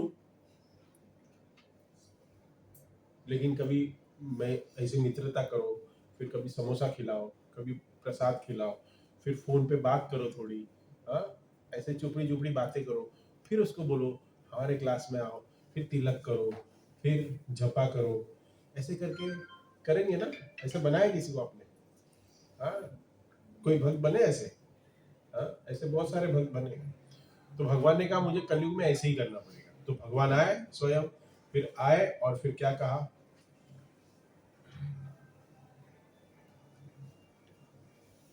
भगवान आए और भगवान कलयुग में आए और भगवान ने अपने जीवात्मा, जैसे एक नॉर्मल जीव है वैसे जन्म लिया, ऐसी लीलाएं, बाल्य लीलाएं की, बहुत कुछ किया। और फिर हम देखते हैं कि धीरे धीरे भगवान ने अपना स्वरूप प्रकट किया और भगवान चैतन्य महाप्रभु बन के सभी को, जीव को आनंद प्रदान किया, सबको। तो ये एक कारण बताया जाता है शास्त्र में। ये हमारे आचार्यगण ऐसी टीका करते हैं कि चैतन्य महाप्रभु क्यों आए थे, ये भी कहा जाता है। तो ये बहुत सुंदर है। और फिर जो मैं कह रहा था कि रूप गोस्वामी चैतन्य महाप्रभु को एक प्रणाम मंत्र जो हम प्रणाम करते हैं चैतन्य महाप्रभु का, वो क्या है, जो ये श्लोक नंबर 53 है, नमो महावदान्याय कृष्ण प्रेम प्रदायते कृष्णाय कृष्ण चैतन्य नामने गौरतीशे नमः। तो हम कहते हैं कि नमो महावदान्याय। वदान्याय का मतलब क्या होता है? अत्यंत दयालु, जो दयालु है, किसी के ऊपर बहुत दया करता है, उसको हम कहते हैं वदान्याय। और जो बहुत दयालु करने में भी सर्वश्रेष्ठ है, उसको क्या कहेंगे? महावदान्याय। हमारे कलयुग के जीवों की कोई क्षमता नहीं है भगवान श्री कृष्ण की भक्ति कर पाए, भगवान कृष्ण से प्रेम करे, लेकिन चैतन्य महाप्रभु आके हमें वो प्रेम प्रदान कर रहे हैं। इसके लिए रूप गोस्वामी यहाँ क्या कह रहे हैं? नमो महावदान्याय कृष्ण प्रेम प्रदान, कृष्ण का प्रेम प्रदान करने वाले हो आप, चैतन्य महाप्रभु, आप कृष्ण का प्रेम प्रदान करने वाले हो। और मैं ऐसे क्या कहते हैं, और नामने गौर त्रिशे नमः, मैं ऐसे गौरांग महाप्रभु को प्रणाम करता हूँ। ये बहुत सुंदर कह के दोनों की वार्तालाप चल रही है, रूप गोस्वामी और महाप्रभु। आप लोग थोड़ा है ना आंख बंद करके नहीं, लेकिन आप इस सीन को थोड़ा विजुअलाइज करो कि महाप्रभु प्रयाग में बैठे हैं, रूप और अनुपम है, और फिर और भी एंट्री होगी अभी। और तबे महाप्रभु तारे निकट एव साइला, सना तेरा वार्ता कहो ताहारे पूछिला। अभी देखिए महाप्रभु का कितना सुंदर संबंध है। रूप को देखा तो क्या पूछा, सनातन कहाँ है, महाप्रभु पूछ रहे सनातन कहाँ है, तो सनातन कहाँ है, तो ये सनातन की बातें करते ये रूप गोस्वामी क्या कह रहे हैं, देखिए। रूप कहे न हो, रूप कहे ते ही बंदी हय राजा घरे, तुम्ही यदि उदार तबे हईबे उधारे। जैसे मैं निकला, सनातन को राजा ने बंदी बना लिया है, लेकिन महाप्रभु आपकी कृपा रही, आप कृपा करिए कि उसको जल्द से जल्द छूट जाए। तबे हईबे उतारे, अगर आप कृपा करेंगे तो उसके ऊपर कृपा होगी और वो जल्द छूट जाए। और फिर आगे कहे, प्रभु कहे सना तेरा है मोचन, अचिरात आमस हईबे मिलन। प्रभु कहते हैं महाप्रभु कि वो तो ऑलरेडी छूट गया है, वो भाग गया है जेल से। क्योंकि भगवान तो परमेश्वर है, भगवान कहीं पे बैठ के सर्वव्यापी है, उनको सब पता है। तो भगवान ने कहा सनातन तो छूट गया है, तुमने 10,000 स्वर्ण मुद्रा रखी थी ना, उसने वो बंदी जो कारागार में सेना, ये जो सिपाही थे, उनको रिश्वत में दे दी और उनको कहा आप मेरी वो सारी स्वर्ण मुद्राएं ले लो, लेकिन मुझे छोड़ दो। और सनातन वहां से जेल से भाग चुका है, और सनातन भाग चुके हैं और कहते हैं कि शीघ्र ही आकर मुझसे मिलेगा। वो भाग गया है और यहीं आने के लिए आया है, तुम दोनों भाई आ गए हो, सनातन भी अभी आ ही जाएगा। और हम देखते हैं कि कुछ दिनों बाद, 10 दिन के बाद, अब ये सनातन, ये रूप शिक्षा है वो 10 दिन चलेगी, और उसके बाद सनातन भी आएंगे प्रयाग में। मध्यारे करित विप्र प्रभु रे कहिला, रूप गोसाई से दिवसे तथा ही रहिला। रूप गोस्वामी और अनुपम चैतन्य महाप्रभु के साथ उस रात्रि वहीं रुके, वहीं थे वो। भट्टाचार्य दुई भाई निमंत्रण कैला, प्रभु शेष प्रसाद पात्र दुई भाई पाइला। बलभद्र भट्टाचार्य, ये जो है, ये बलभद्र भट्टाचार्य एक भक्त है प्रयाग में, जिनके घर पे चैतन्य महाप्रभु रहे थे, और उन्होंने रूप और अनुपम को, वल्लभ को, ये भगवान चैतन्य महाप्रभु का प्रसाद उच्छिष्ट प्रदान किया, भोजन प्रदान किया कहते हैं। और फिर से काले वल्लभ बटे रहे अड़ाइल ग्रामे, महाप्रभु आइला सुनी आइल तारे स्थाने। यहाँ पे एक संत की एंट्री दिखाई गई है, वहां पे मिलने आ रहे हैं प्रयाग में, जहाँ पे हम देख रहे हैं कि वहाँ एक गांव है अडाई, एक गांव है जिसमें वल्लभ है।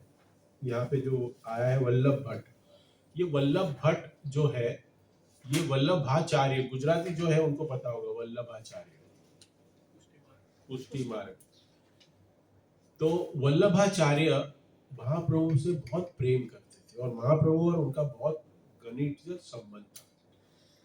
तो वल्लभाचार्य वहां एक अडाइल गांव में रह रहे थे, और उनको पता कि महाप्रभु प्रयाग में आए हैं, तो महाप्रभु से मिलने के लिए वल्लभ भट्ट आए।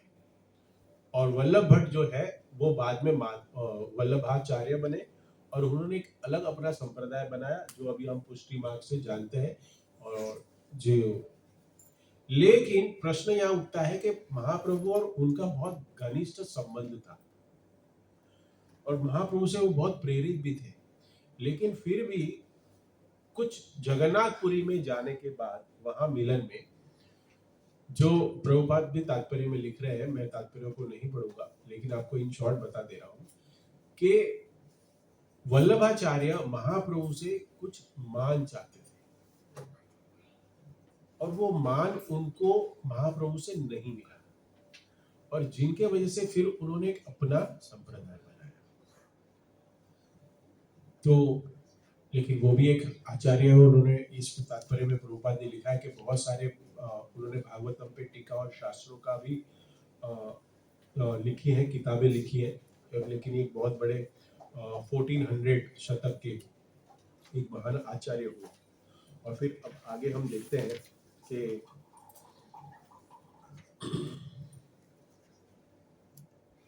कि इस पर वल्लभ भट्टाचार्य को अत्यधिक आश्चर्य हुआ कि तू श्री चैतन्य महाप्रभु अत्यंत प्रसन्न, अतः उन्होंने रूप गोस्वामी का यह विवरण उन्हें दिया। एक बहुत सुंदर था, जब ये वल्लभाचार्य जो मिलने आए थे तभी उसी स्थान पे रूप गोस्वामी और अनुपम भी दोनों थे।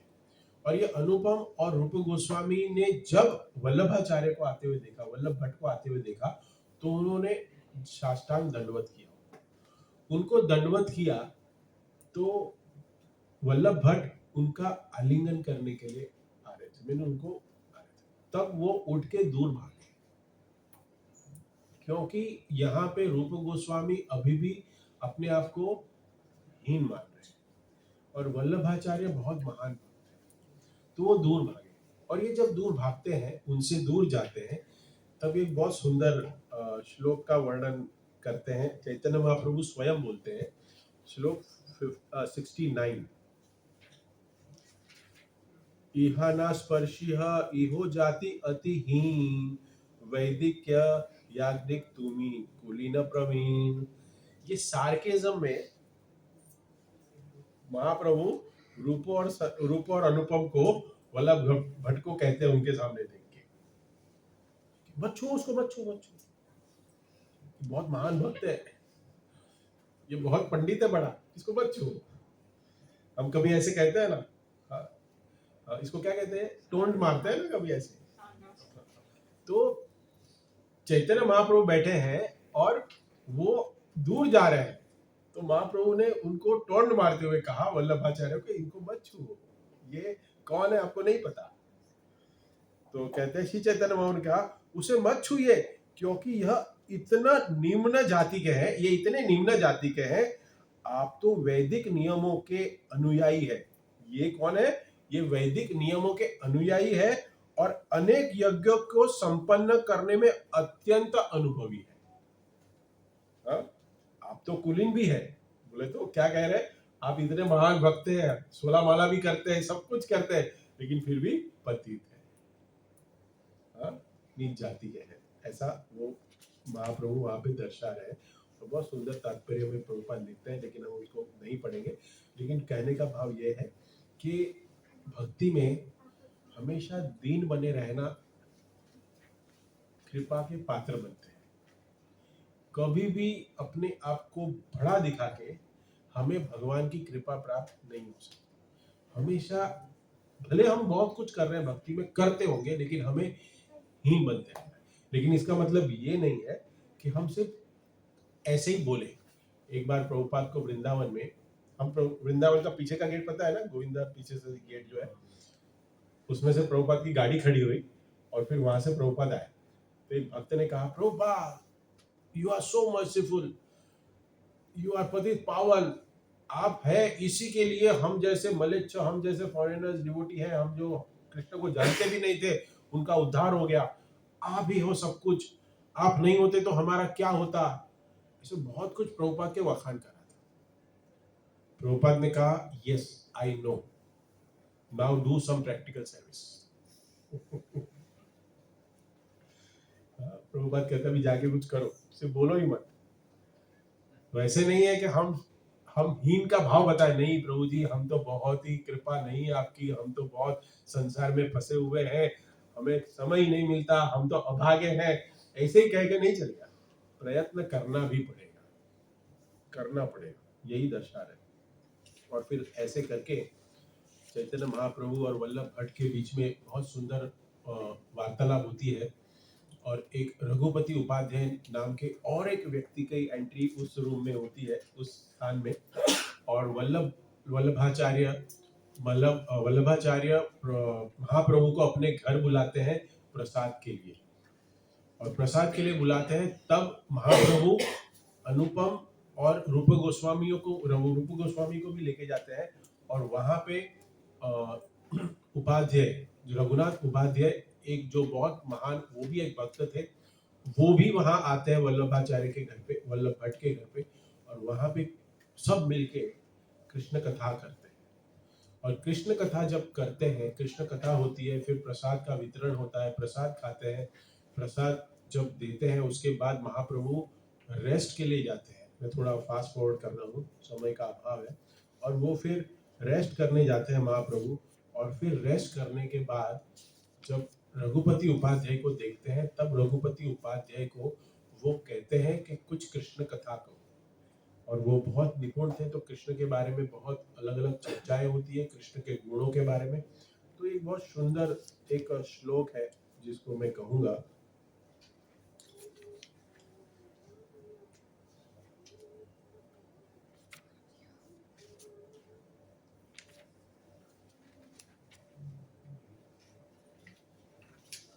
कि वहां पे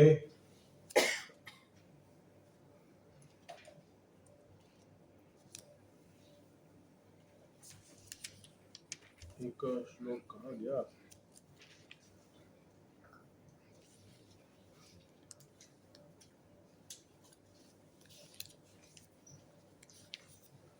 इसमें एक श्लोक, हाँ, ये श्लोक संख्या 129 है, नहीं, विप्र गृहे स्थूला भिक्षा ऊपर कहा था है,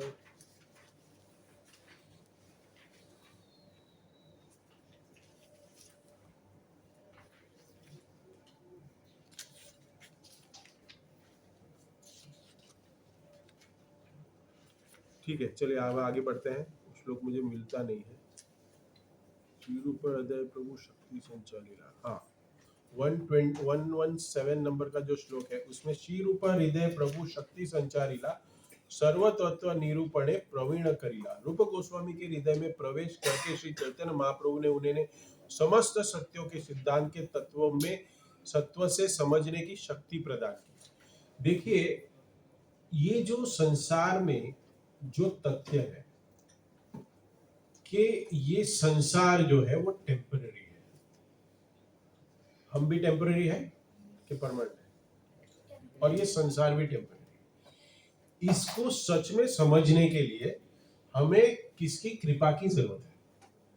तो यहाँ पे महाप्रभु ने संचारिला शब्द यूज किया है, श्री रूपे हृदय प्रभु शक्ति संचारिला सर्वतत्व निरूपणे प्रवीण के। ये जो तत्व है कि सब कुछ तत्व, ये जो टेम्पररी वर्ल्ड है उसमें जो तत्व है, भक्ति के जो तत्व है, उसको समझने के लिए शक्ति प्रदान की रूप गोस्वामी यहाँ पे कह रहे हैं। और इस शक्ति को लेते हुए सनातन गोस्वामी को शिक्षा देना प्रारंभ करते हैं। श्लोक नंबर 135, मत दश दिने प्रयोगे हरिला श्री रूपे शिक्षा दीन शक्ति संचारिला। श्री चैतन्य महाप्रभु प्रयाग में 10 दिन रहे और उन्होंने रूप गोस्वामी को आवश्यक शक्ति प्रदान करते हुए शिक्षा दी। ये शक्ति प्रदान करते हुए मतलब क्या? बॉर्नवीटा पिलाया, हॉर्लिक्स पिलाया, क्या पिलाया, क्या किया होगा? आशीर्वाद, कृपा। ये जो है ना, बहुत इंपॉर्टेंट है भक्ति में। जब तक कोई वरिष्ठ भक्त हमारे पर प्रसन्न नहीं होता, ये प्रसन्न करने की विधि क्या है?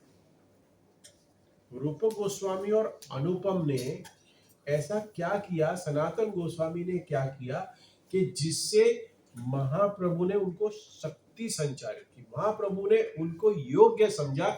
इसके लिए भगवत गीता अर्जुन को ही क्यों कही? भगवान को समझते, पात्र, उसके पात्र। मैं वो श्लोक जानना चाहता हूँ। अर्जुन को ही की, मात्र स्पर्शे तो कौनते हैं, क्या है? बोलो बोलो बोलो, नहीं चलेगा ये। कौन सा श्लोक है बताइए?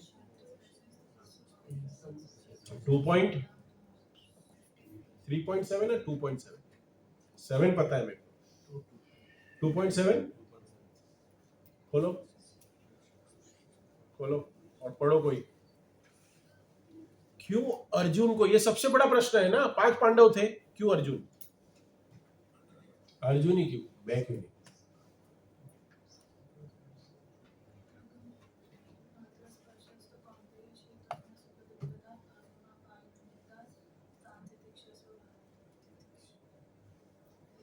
अनुवाद क्या है, पढ़ो।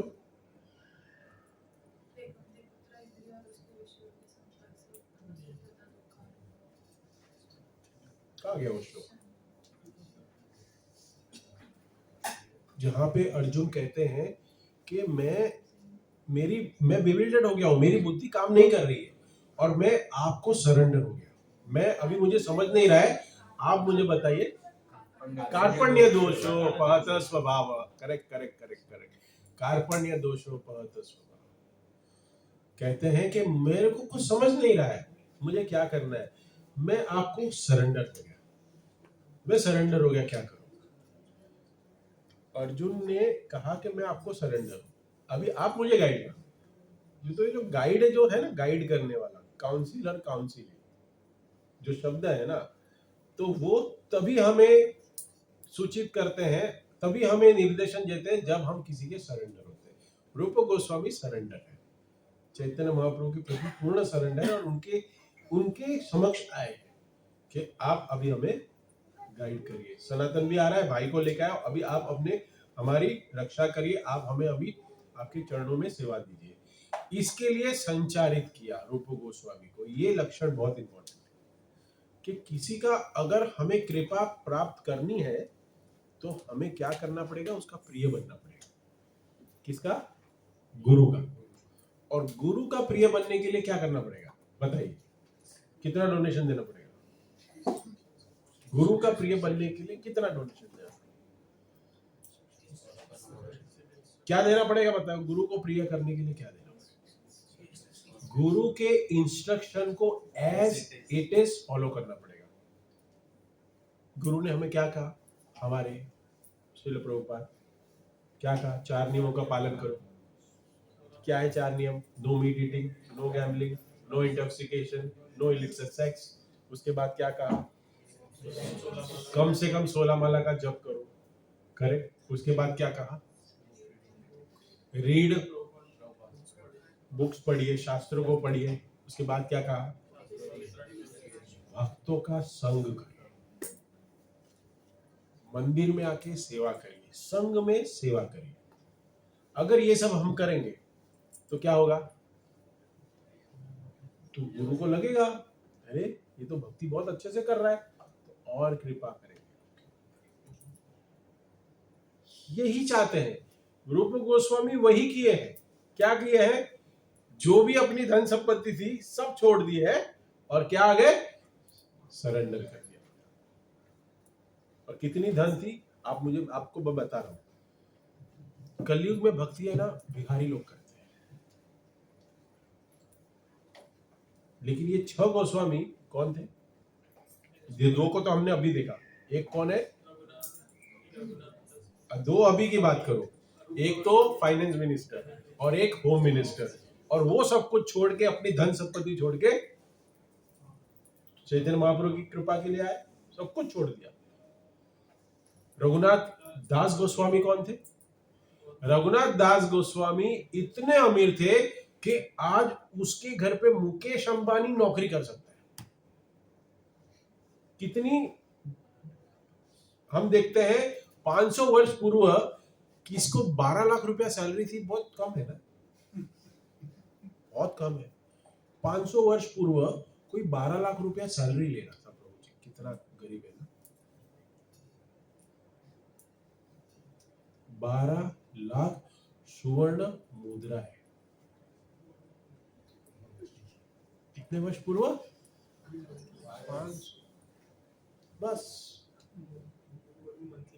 हाँ हाँ वही, हाँ सॉरी, ये सीटीसी नहीं था, एनुअल सैलरी नहीं थी ये, net take home monthly salary थी। मतलब वो नौकरी नहीं कर रहे थे, लेकिन वो एक कह सकते हैं कि वो टैक्स, राजा को टैक्स देना है तो वो टैक्स कलेक्टर थे। तो टैक्स मुझे कलेक्ट करना है, उसके बीच का एजेंसी, उसके बीच का जो मुझे कमीशन मिले मुझे रखना है, और राजा को कलेक्शन करके उसको देना है। तो उस बीच का जो कमीशन था वो 12 लाख स्वर्ण मुद्राएं थी, 12 लाख। और जिसके पास इतना हो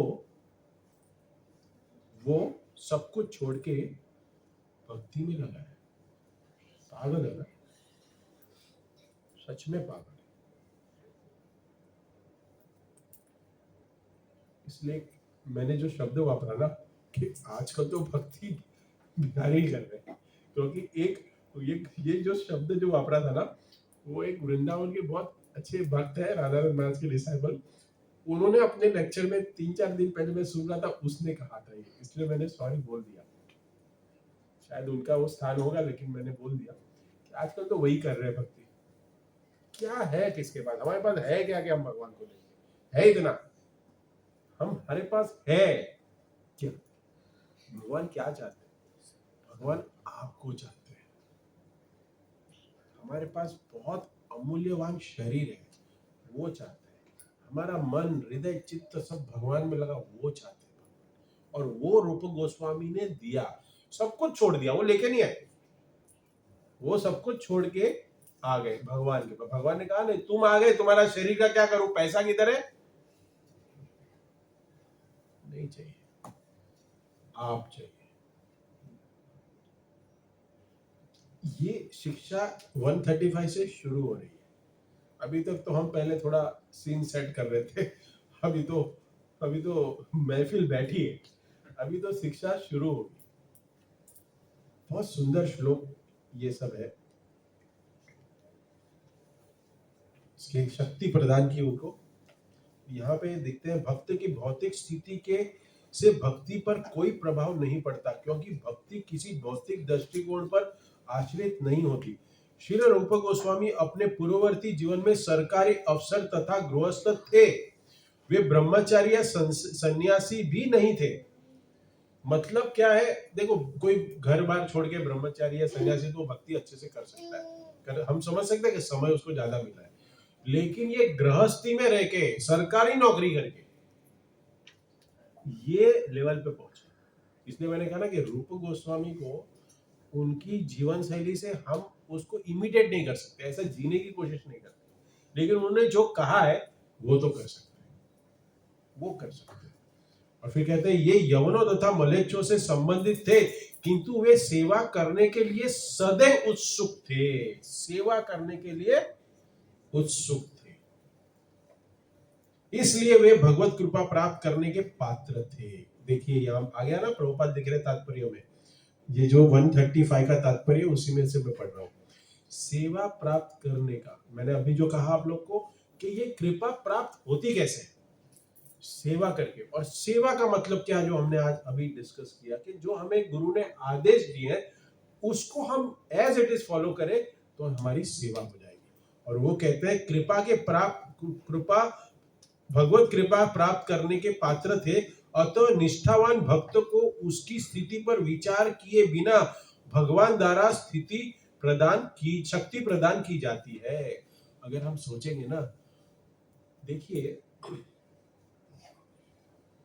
कभी कभी मैं कहता हूं, if you are very insecure from your life, आपको बहुत आगे क्या होगा उसका डर लगता है, मेरा क्या होगा, प्रभु जी ये कैसे होगा, वो कैसे होगा, तो ये सीधा आप भगवान को के प्रति विश्वासघात कर रहे हैं।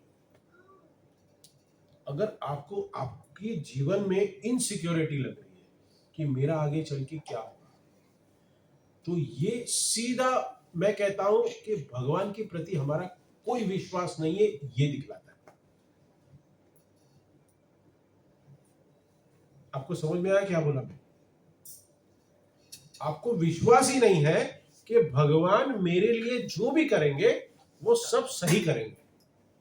अगर हम हमारे जीवन को लेके बहुत इनसिक्योरली अपने गतिविधियों को चला रहे हैं, सुन लीजिए आज ये रूप शिक्षा है, आगे तो और आएगा, बहुत हैवी हैवी आएगा। प्रभुपाद तात्पर्य इतने सुंदर लिखे, तथ्य बता रहे कि अगर आपको भगवान पे विश्वास है, हम कहते हैं भगवान मेरे, तो हम क्यों फ्यूचर की चिंता कर रहे हैं? क्योंकि अवश्य रक्षी बेमाम भगवान है, उसको पता है ज्यादा क्या अच्छा है हमारे लिए। फ्यूचर मालूम है हमारा? किसको पता है? नहीं पता। तो उनके छोड़ दो, उनके ऊपर, उनको पता है हमें क्या चाहिए। लेकिन हम ऐसा करके क्या करते हैं? नहीं नहीं प्रभु जी, प्रैक्टिकल लाइफ जीनी चाहिए। ये प्रैक्टिकल लाइफ जीने के चक्कर में हम लोग भगवान को कहते हैं कि मुझे आप पे विश्वास नहीं है, यू डू योर जॉब। आप वहां खड़े रह के आप अपना काम करो, आप कीर्तन सुनो, हम हमारी मेहनत करते रहेंगे। नहीं है ऐसा। He is the only one who gives us, and he is only one who takes everything from us. हम कोई नहीं है, हम कोई नहीं। इसलिए एक बार गौरांग महाप्रभु कहते थे, गौरांग प्रभु कहते थे चौपाटी वाले, कि अगर मेहनत करने से अगर धन प्राप्त होता है तो सबसे धनवान रास्ते पे गड्ढे खोदने वाला होना चाहिए, है वो सबसे गरीब। मेहनत करने से कुछ नहीं होता, हमारी मेहनत के साथ साथ भगवान की कृपा होती है, तब हमें सब कुछ मिलता है। ये बहुत जरूरी है। और ऐसे संचारित किया, जैसे संजय को क्या दिया था भगवान ने, व्यासदेव ने क्या दिया? दिव्य चक्षु दिए कि तुम लाइव टेलीकास्ट धृतराष्ट्र को दिखाओ, तुम एक्सप्लेन करो। तो उसको शक्ति प्रदान की, किसने? व्यासदेव ने शक्ति प्रदान की संजय को, और वो युद्ध में जो हो रहा था वो सब एक्सप्लेन कर रहा था। वैसे ही शिक्षा को ग्रहण करने के लिए, कुछ भी सुनने के लिए, उसको डाइजेस्ट करने के लिए कृपा की जरूरत है। हम नहीं समझ सकते ये शास्त्र को, शास्त्रों को समझने के लिए हमें कृपा की जरूरत है। और यहाँ पे ये तथ्य साबित हो रहा है, स्टार्ट के पहला ही श्लोक है, अभी तक शिक्षा शुरू नहीं हुई है, लेकिन पहले ही चैतन्य महाप्रभु ने बता दिया कि कृपा के बिना कितनी भी भागवतम घर पे सजा लो, कितना भी लाइब्रेरी बना दो, कितना भी कर लो, अगर आपके ऊपर कृपा नहीं है, किसकी? भगवान की और भगवान के शुद्ध भक्तों की, गुरु की। अगर कृपा नहीं है तो हमें कुछ नहीं समझ आएगा। जैसे 2 बजे प्रसाद खा के बाहर, सब खत्म, सब खत्म हो गया। ये बहुत सुंदर तात्पर्य है। प्रभु कहे सुन रूप भक्ति सरे लक्षण, रसेर लक्षण सुत रूपे कही विस्तार नायाग्र वर्णन। श्री चैतन्य महाप्रभु ने कहा, हे प्रिय रूप, कृपा मेरी बात सुने, भक्ति का पूरी तरह वर्णन कर पाना संभव नहीं है, अतः मैं तुम्हें भक्ति के लक्षणों का सारांश बताने का प्रयास कर रहा हूं। देखो मैंने भी कहा था ना कि भाई ये 260 तो श्लोक नहीं कर पाएंगे, मैं इसलिए 137 तक पहुंच गया, पहले पूरी मैंने आपको स्टोरी बता दी। तो भक्ति के लक्षण बताना पॉसिबल नहीं है, क्योंकि क्या लग जाएगा? समय लग जाएगा। और हमारे पास समय कितना है? कितना है समय? 3-4 बजे तक चलेगा ना? हमें किसको घर नहीं जाना है ना? चलेगा ना? 3-4 बजे तक करेंगे हम।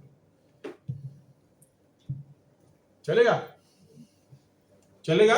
हाँ चलेगा। मुझे नहीं चलेगा, मेरा 5 बजे लोखंड वाला में लेक्चर है, 5 बजे वहां जाना है। जब परीक्षित महाराज को पता चला कि मैं 7 दिन में मृत्यु होने वाली है, तब उसने क्या किया? उन्होंने भागवतम पाठ करने के लिए सुखदेव गोस्वामी के सामने बैठ गए और 7 दिन कथा सुनी, न खाए न पिया, सिर्फ श्रवण किया। और सुखदेव गोस्वामी कहते हैं कि तुम इतने महान हो, तुम्हें इतनी लालसा क्यों है सुनने की? तो कहते हैं कि मुझे इतना पता है कि 7 दिन मेरा कोई भी बाल बांका नहीं कर सकता, हमारे पास कितनी गारंटी है? 7 दिन की है आपके पास? नहीं है? अरे क्या बात कर रहे हो, सालों साल से जीते आ रहे हो और बोल रहे हो गारंटी नहीं है गारंटी किसके पास? नहीं। हमारे पास एक घंटे की गारंटी नहीं है। कोई बोल नहीं सकता कि हम सच में जिएंगे नहीं जिएंगे। परीक्षित महाराज को 7 दिन के बाद मौत का जो निवेदन मिला था, आमंत्रण हो गया था उनका, तक्षक नाग आके उनको जो श्राप मिला था कि तक्षक नाग आके उनको डस लेगा और उनकी मृत्यु हो जाएगी, 7 दिन तक उन्होंने सिर्फ और सिर्फ क्या किया? श्रवण किया। श्रवण बहुत इंपॉर्टेंट है। और हमारे जीवन में क्या है हमें पता ही नहीं, लेकिन क्या हुआ है पता है कि प्रभु जी आप बोल तो रहे हो सही है, लेकिन मैं तो ये बोलने के लिए एक भक्त है, लास्ट सैटरडे एक भक्त के मीरा रोड प्रोग्राम में गया था, मैंने ग्रुप पे डाला था। वो रेलवे में जॉब करते हैं, रति भरत प्रभु करके, अच्छे मेरे मित्र हैं और 54 वर्ष के हैं।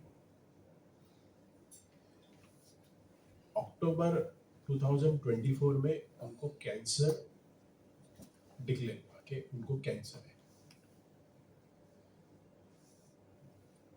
और जैसे उनको पता चला उन्होंने क्या किया, कहाँ भागे? आपको क्या लगता है? ये भक्त के लक्षण में सिखा रहा हूँ, ये भक्ति है। जैसे कैंसर आपको पता चलेगा आप कहाँ जाओगे? ये कोई बोलने की बात है? डॉक्टर के पास ही जाएगा। वो डॉक्टर के पास नहीं गया, वो अपने HR डिपार्टमेंट गया रिजाइन करने, रेलवे का जॉब। क्या करने गए? ये रेलवे का जॉब रिजाइन करने गया। मुझे फोन आया, बोलता अनिरुद्ध मैंने ऐसे किया। बोला पागल हो गया तो क्या किया? जॉब ही रहता, पहले डॉक्टर के पास जा, अपने आप को देख पहले। लंबी कहानी है, लेकिन मैं बहुत आनंद आया मुझे, बोला यही भक्ति है। बोलता अनिरुद्ध कि हमें सबको लगता है ना गारंटी है ना अपने पास सबको जीने की, अभी हम बोल रहे हैं, लेकिन मुझे भी लगता है कि नहीं मैं जी लूंगा यार। उसको ये अनुभव हो गया कि मेरा अभी टिकट आ गया है, और मैं भक्ति करने के साथ साथ ये जब मुझे समय आ गया है, मेरा बोल दिया कैंसर मतलब मरना है, अभी तो ऐसे ही हो गया है ना, शायद कोई बच गया, लेकिन आपको बता रहा हूँ कोई बच भी गया ना तो डॉक्टर खुद ही बताते हैं, घर का डॉक्टर होगा तो ही बताएगा कि ये तो मरेगा कैंसर से, जी लेगा थोड़ा ज्यादा लेकिन मरेगा तो कैंसर से। डॉक्टर मैं थोड़ा ज्यादा बोल रहा हूँ आपके सामने, लेकिन ये तथ्य है। जो घर का डॉक्टर होगा ना वही बताएगा। आप पैसे दे के जो डॉक्टर के पास जा रहे हो वो आपको नहीं बताएगा बचा जाएंगे सब सही हो जाएगा, पैसा ले लेगा आपसे, लेकिन वो व्यक्ति मरेगा कैंसर से। इस व्यक्ति ने अपना सब कुछ रिजाइन कर दिया, घर पे बोला ही नहीं, और रेलवे की तरफ से तो उसकी नौकरी की वजह से उसको सारे ट्रीटमेंट चल रहा था कैंसर का, और वो बच गया। अभी आप क्या बोलोगे? अरे पागल था तूने रिजाइन किया, करेक्ट? ऐसा है? नहीं, उसने इसको सेलिब्रेट किया। 200 भक्त आए, हाँ फूल की होली खेले, he celebrated himself कि now Aniruddha this is my second birth, मैं बच गया। और अभी वो 64 माला जप करता है, सिर्फ सेवा करता है मीरा रोड मंदिर में, कुछ नहीं करता। और उसने मुझे बोला कि अनिरुद्ध खाने के लिए कितना चाहिए? रेलवे की नौकरी में जितना खाने का चाहिए उतना तो पा ही रहा होगा ना, रेलवे की नौकरी है, पा ही रहा होगा ना। तो हम किसके लिए भाग रहे हैं? खाने के लिए नहीं भाग रहे, लग्जरी के लिए भाग रहे हैं, जिसकी कोई जरूरत नहीं, कोई जरूरत नहीं। ये प्रभुपाद तात्पर्य में बता रहे हमें कि उठना पड़ेगा, हमें जागना पड़ेगा। अभी भी फंसे हुए हम लोग सब इस संसार के जंजाल में, और हमें क्यों इन्फ्लुएंस कर रहा है ये सब पता है? क्योंकि हमारा ऐसे लोगों के साथ एसोसिएशन ज्यादा है जो इस चीजों को नहीं समझते। हम संडे को सिर्फ 2 घंटे एसोसिएशन लेते हैं, उस 2 घंटे एसोसिएशन में बहुत सारे ऐसे प्रजल्प होते हैं, बहुत कुछ होता है, बहुत कम सुनते हैं। लेकिन ये हर रोज होना चाहिए, नित्यम भागवत सेवा। हर रोज अगर ये सुनेंगे ना तो हमें पता चलेगा I am not the body, I am the soul. जैसे मैंने कहा ना, सैलरी कौन देता है? किसको मिलती सैलरी? आत्मा को मिलती है सैलरी। और आत्मा सैलरी लेता है लेकिन कुछ बोलता नहीं है, खर्चा शरीर पे कर रहे हैं हम लोग। कितना शांत है बताओ? कुछ नहीं करता आत्मा, कुछ नहीं कर सकता, बंधा हुआ है शरीर के अंदर। और वो चाहता है कि शरीर का हम उपयोग भगवान की भक्ति में लगाएं, एक माध्यम मिला है। और ये बहुत सुंदर आगे का श्लोक है, इसके बाद हम यहाँ विराम देंगे। एक ब्रह्मांड भरी अनंत जीव गान, 84 लक्ष ग्रोनीते करे भ्रमण। क्या बोल रहे हैं? ये ब्रह्मांड में जो जीव है वो बहुत दुर्मिल है। क्या कह रहे हैं? यही ब्रह्मांड भरी अनंत जीव गण, ये बहुत अनंत गण जीव है और बहुत ही दुर्मिल है। 84 लक्ष योनि करेले भ्रमण। और ये जगत में हम लोग क्या कर रहे हैं? 84 लक्ष योनि में घूम रहे हैं। ये कौन गिनने गया था 84 लक्ष? कौन गिनने गया था? आप गिन सकते हो डॉक्टर? कोई गिन सकता है 84 लाख योनियां है? कोई गिन सकता है? नहीं गिन सकते। तो आप कैसे मान लिए? कौन नहीं मानता है? अच्छा, आप लोग कोई हाथ उठाओगे नहीं। कौन मानता है कि 84 लाख योनियां है? ये भी मानता है। Very good. मैंने उल्टा पूछा ना, क्योंकि कोई किसको पूछूंगा मैं कि कोई नहीं मानता, कोई नहीं उठाएगा। क्योंकि नहीं मानता इसलिए तो आप यहीं बैठे हो, नहीं तो क्या करते? अभी टीवी देखते रहते, घर पे एंजॉय करते रहते। विश्वास है हमें। तो यहाँ पे प्रभुपाद तात्पर्य लिख रहे हैं, यह उन तथाकथित वैज्ञानिक तथा दार्शनिकों के लिए चुनौती है जो यह मानकर चलते हैं कि केवल इसी लोक में जीव है। तो ये 84 लाख योनियां जो है ना, वो सिर्फ पृथ्वी पे नहीं है। वो कहाँ है? सारे ब्रह्मांड में है। तो चंद्र पे गए, कोई दिखा नहीं हमें, कोई एलियन का भी फोटो आया नहीं। मार्स पे भी जाके आए लेकिन वहां पे भी किसी को कुछ मिला नहीं। मिला है क्या अभी तक किसको चंद्र पे गया? कुछ नहीं मिला। तो फिर तो हम कैसे विश्वास करें? कैसे विश्वास करेंगे? शास्त्र पे कैसे विश्वास करें?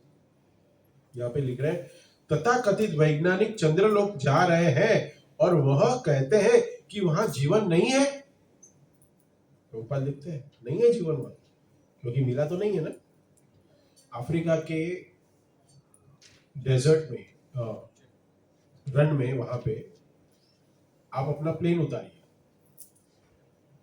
और वहां पे आप चारों ओर देखिए, आपको कोई नहीं दिखेगा। दिखेगा?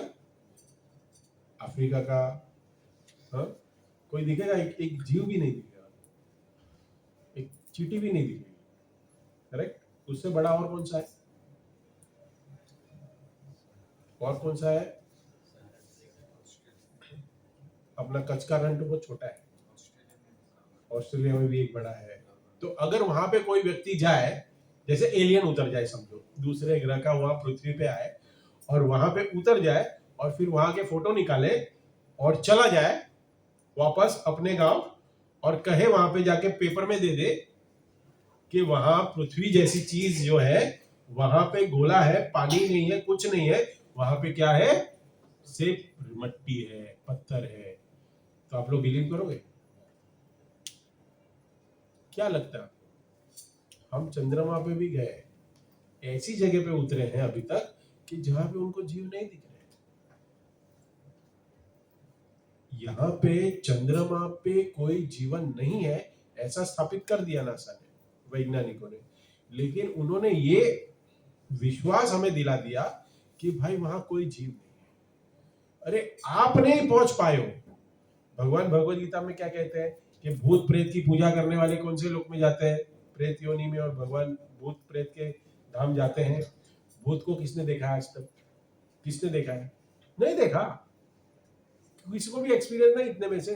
भूत को मिले नहीं क्या? देखे नहीं भूत को? मिले हो आप? देखा है आपने? भाई हो सकता है ना, बहुत कम लोग होते हैं जिन्होंने देखा है। आप लोग ने तो नहीं देखा ना। हाँ, बहुत कम लोग हैं। देखा नहीं, महसूस किया। महसूस किया। तो भूत को तो हमने देखा नहीं, तो हम कैसे बोल दें कि भूत नहीं होते? लेकिन भूत तो है ना, है क्या नहीं है? है नहीं है, सच में है भूत है, लेकिन सबने देखा नहीं। तो वैसे ही हम अगर कोई कहे दूसरे ग्रह से आ गया पृथ्वी पे और कहे कि यहाँ पे सिर्फ मट्टी है, कुछ नहीं है, यहाँ पे कोई जीव नहीं है, और अपने देश जाके कहता थे, तो मान लेंगे ना सब लोग, मानना ही पड़ेगा उनको, क्योंकि उनको भेजा था। तो वैसे ही हमारा भी है। ऐसे ही हम करवा चौथ कर रहे हैं क्या? हाँ, ऐसे ही कर रहे हैं पैसा लूटने के लिए हस्बैंड से। हाँ? नहीं है, चंद्र का देवता है। हाँ, अध्यक्षता चंद्र और सूर्य के सारे गतिविधियों पे ये सारा सब कुछ वातावरण अवलंबन है, सब कुछ हो रहा है। और ये किसकी अध्यक्षता में हो रहा है? भगवान करा रहे हैं। और भगवान यहाँ कह रहे हैं, कहते हैं भगवत गीता 2.24 में यह पता है कि जीव सर्वगत है। हर एक ब्रह्मांड में, यहाँ तक कि सूर्य में भी जीव है, क्योंकि आत्मा जो है वो क्या है? वो नश्वर नहीं है, वो साक्षात है। आत्मा को कोई भिगा नहीं सकता, कोई मार नहीं सकता, कोई काट नहीं सकता, ना जला सकता है। तो आत्मा तो कहीं भी रह सकती है, लेकिन उसका शरीर जो है ना, वो बदलते रहता है। शरीर बदलते रहता है। और ये जो शरीर बदलता है, वो कैसे बदलता है पता है आपको? अपनी इच्छा, इस शरीर में रह के हमारी जो इच्छा है, और वो इच्छा के अनुरूप हमारे कर्म। अब ये सोचो, वो 84 लाख योनियां, इसमें आगे बोल रहे हैं जलजा नव लक्षाणी स्थावर लक्ष्य विंशति क्रमयोरुद्ध संख्य का परिपक्षी नाम 10 लक्षणा त्रिलक्षाणी पशव चतुर्लक्षाणी मनुष्य। 4 लाख कैसे मनुष्य। यहाँ जैसे जल में रहने वाली योनियां कितनी है? 9 लाख। स्थावर वृक्ष तथा पौधे की कितनी है संख्या? 20 लाख। कीड़ों तथा सरी पुरुषों को योनियों 11 लाख है, और पक्षियों की 10 लाख। चौपाई की योनियां है 30 लाख, तथा मनुष्य की योनियां 4 लाख। 4 लाख प्रकार के मनुष्य है, बताइए। 4 लाख प्रकार के। अब ये 4 लाख प्रकार के मनुष्य कौन है? 4 लाख प्रकार के मनुष्य में देवी देवता भी आ गए। तो देवी देवता तो यहाँ रह नहीं रहे, तो वो कहाँ रह रहे? ऊंचे लोक में, ऊपर के लोक में रह रहे। तो ऊपर के लोक में देवी देवता रह रहे, वो भी 4 लाख में। तो ये 4 लाख का जो प्रभुपाद यहाँ बाइफरकेशन दे रहे हैं, हम लोग अलग अलग नक्षत्र में पैदा हो रहे हैं, अलग अलग नक्षत्र में पैदा होकर हमारा अलग अलग स्वभाव है, हमारी अलग अलग चेतना है। तो ये 4 लाख प्रकार के अलग अलग जीव है, मनुष्य ही है, लेकिन उनकी चेतना, उनकी इच्छा शक्ति सब अलग अलग है। कोई कोई देखा होगा, कोई बहुत शांत स्वभाव का होता है, कोई बहुत उग्र स्वभाव का होता है, किसी को पैसा कमाने की बहुत लालच होती है, किसी को बहुत कम होती है, बहुत। तो ये सारी कैटेगरी है अलग अलग 4 लाख प्रकार की। उस 4 लाख प्रकार की कैटेगरी में आप देखिए कि ऐसा जीव एक है जो भगवान की भक्ति करने के लिए उसको एक सौभाग्य मिला है। नहीं तो बहुत सारे ऐसे भी जीव है ना, मनुष्य, आदिवासी, जिनको कुछ भी नहीं पता, भगवान का भ भी नहीं पता और गॉड का जी भी नहीं पता, लेकिन वो मनुष्य योनि है ना, और वो योनि दूसरी योनियों से ऊपर है, पशु पक्षी जीव ऐसे। अगर आपको कहा जाए, अभी आप लोग मनुष्य देह में, अभी आपको कहा जाए कि मुझे ऐसी योनि प्राप्त करनी है, जैसे हम ले ले सुअर की योनि, आपको चाहिए? नहीं चाहिए? अच्छा, सी आपके पास कंट्रोल क्या है मालूम है? अभी इस जीवन में आप अपनी सिलेक्टेड वाइफ सिलेक्ट कर सकते हो, जो पत्नी आप सिलेक्ट कर सकते हो, आप अपनी नौकरी सिलेक्ट कर सकते हो। आपने कभी अपने माँ बाप को सिलेक्ट किया? दिया कभी आपको? भगवान ने चांस दिया माँ बाप सिलेक्ट करने का? नहीं दिया। तो भगवान को कंप्लेंट तो नहीं किया, क्योंकि आपके कंट्रोल में नहीं है। आपको भगवान ने स्वतंत्रता क्या दी है? हाँ, मुझे ये हस्बैंड चाहिए, या ये पति चाहिए, ये वाइफ चाहिए, बस ऐसा ही दिया आपने। मेरे को ये नौकरी चाहिए, मुझे वो चाहिए, ये चाहिए, बस वही सब। लेकिन कभी हमने नहीं समझा। भगवान कहते हैं कि हम हमारा शरीर इसी शरीर में बैठ के बनाते हैं अगला शरीर, करेक्ट? ये शरीर में बैठ के ही हम हमारा अगला शरीर की तैयारी करते हैं, और इस शरीर में बैठ के हम कैसे कर्म करते हैं, कैसे हमारा स्वभाव है, कैसे हमारा वर्तन है, कैसे हमारी इच्छा है, हमारी इच्छा क्या है, और उस इच्छा के अनुरूप हमें अगला शरीर मिलता है।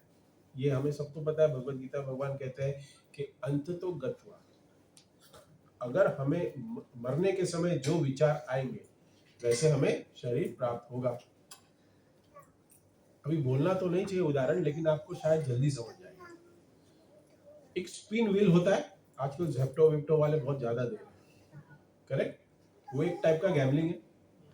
तो बचपन में वीडियो गेम अगर बहुत ज्यादा पुराने लोग यहाँ बैठे हैं, यहाँ तो सब ये नए लोग बैठे हैं, पुराने लोग, तो एक गेम आती थी, उसमें गोल गोल घूमते थे, फिर जब एक बटन दबाओ तब जाके उधर जो स्टॉप हो जाएगा वो आपका विन हो जाएगा। ऐसा देखा है गेम कुछ? हाँ, जरा हुखारी करो जरा जोर से। हाँ, देखा है सर?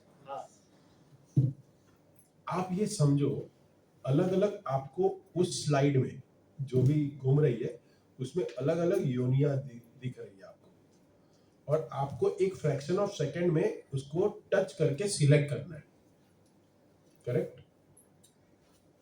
आपने टच किया तो कहां रुक गया? कहां रुक गया? कुछ ऐसी चीज पे जो आपको पसंद नहीं। ऐसा होता है ना? और कभी कभी जैकपॉट लग जाता है, 777 ऐसा होता था ना? मैं भी 100 चूहे खा के हज को चला हुआ।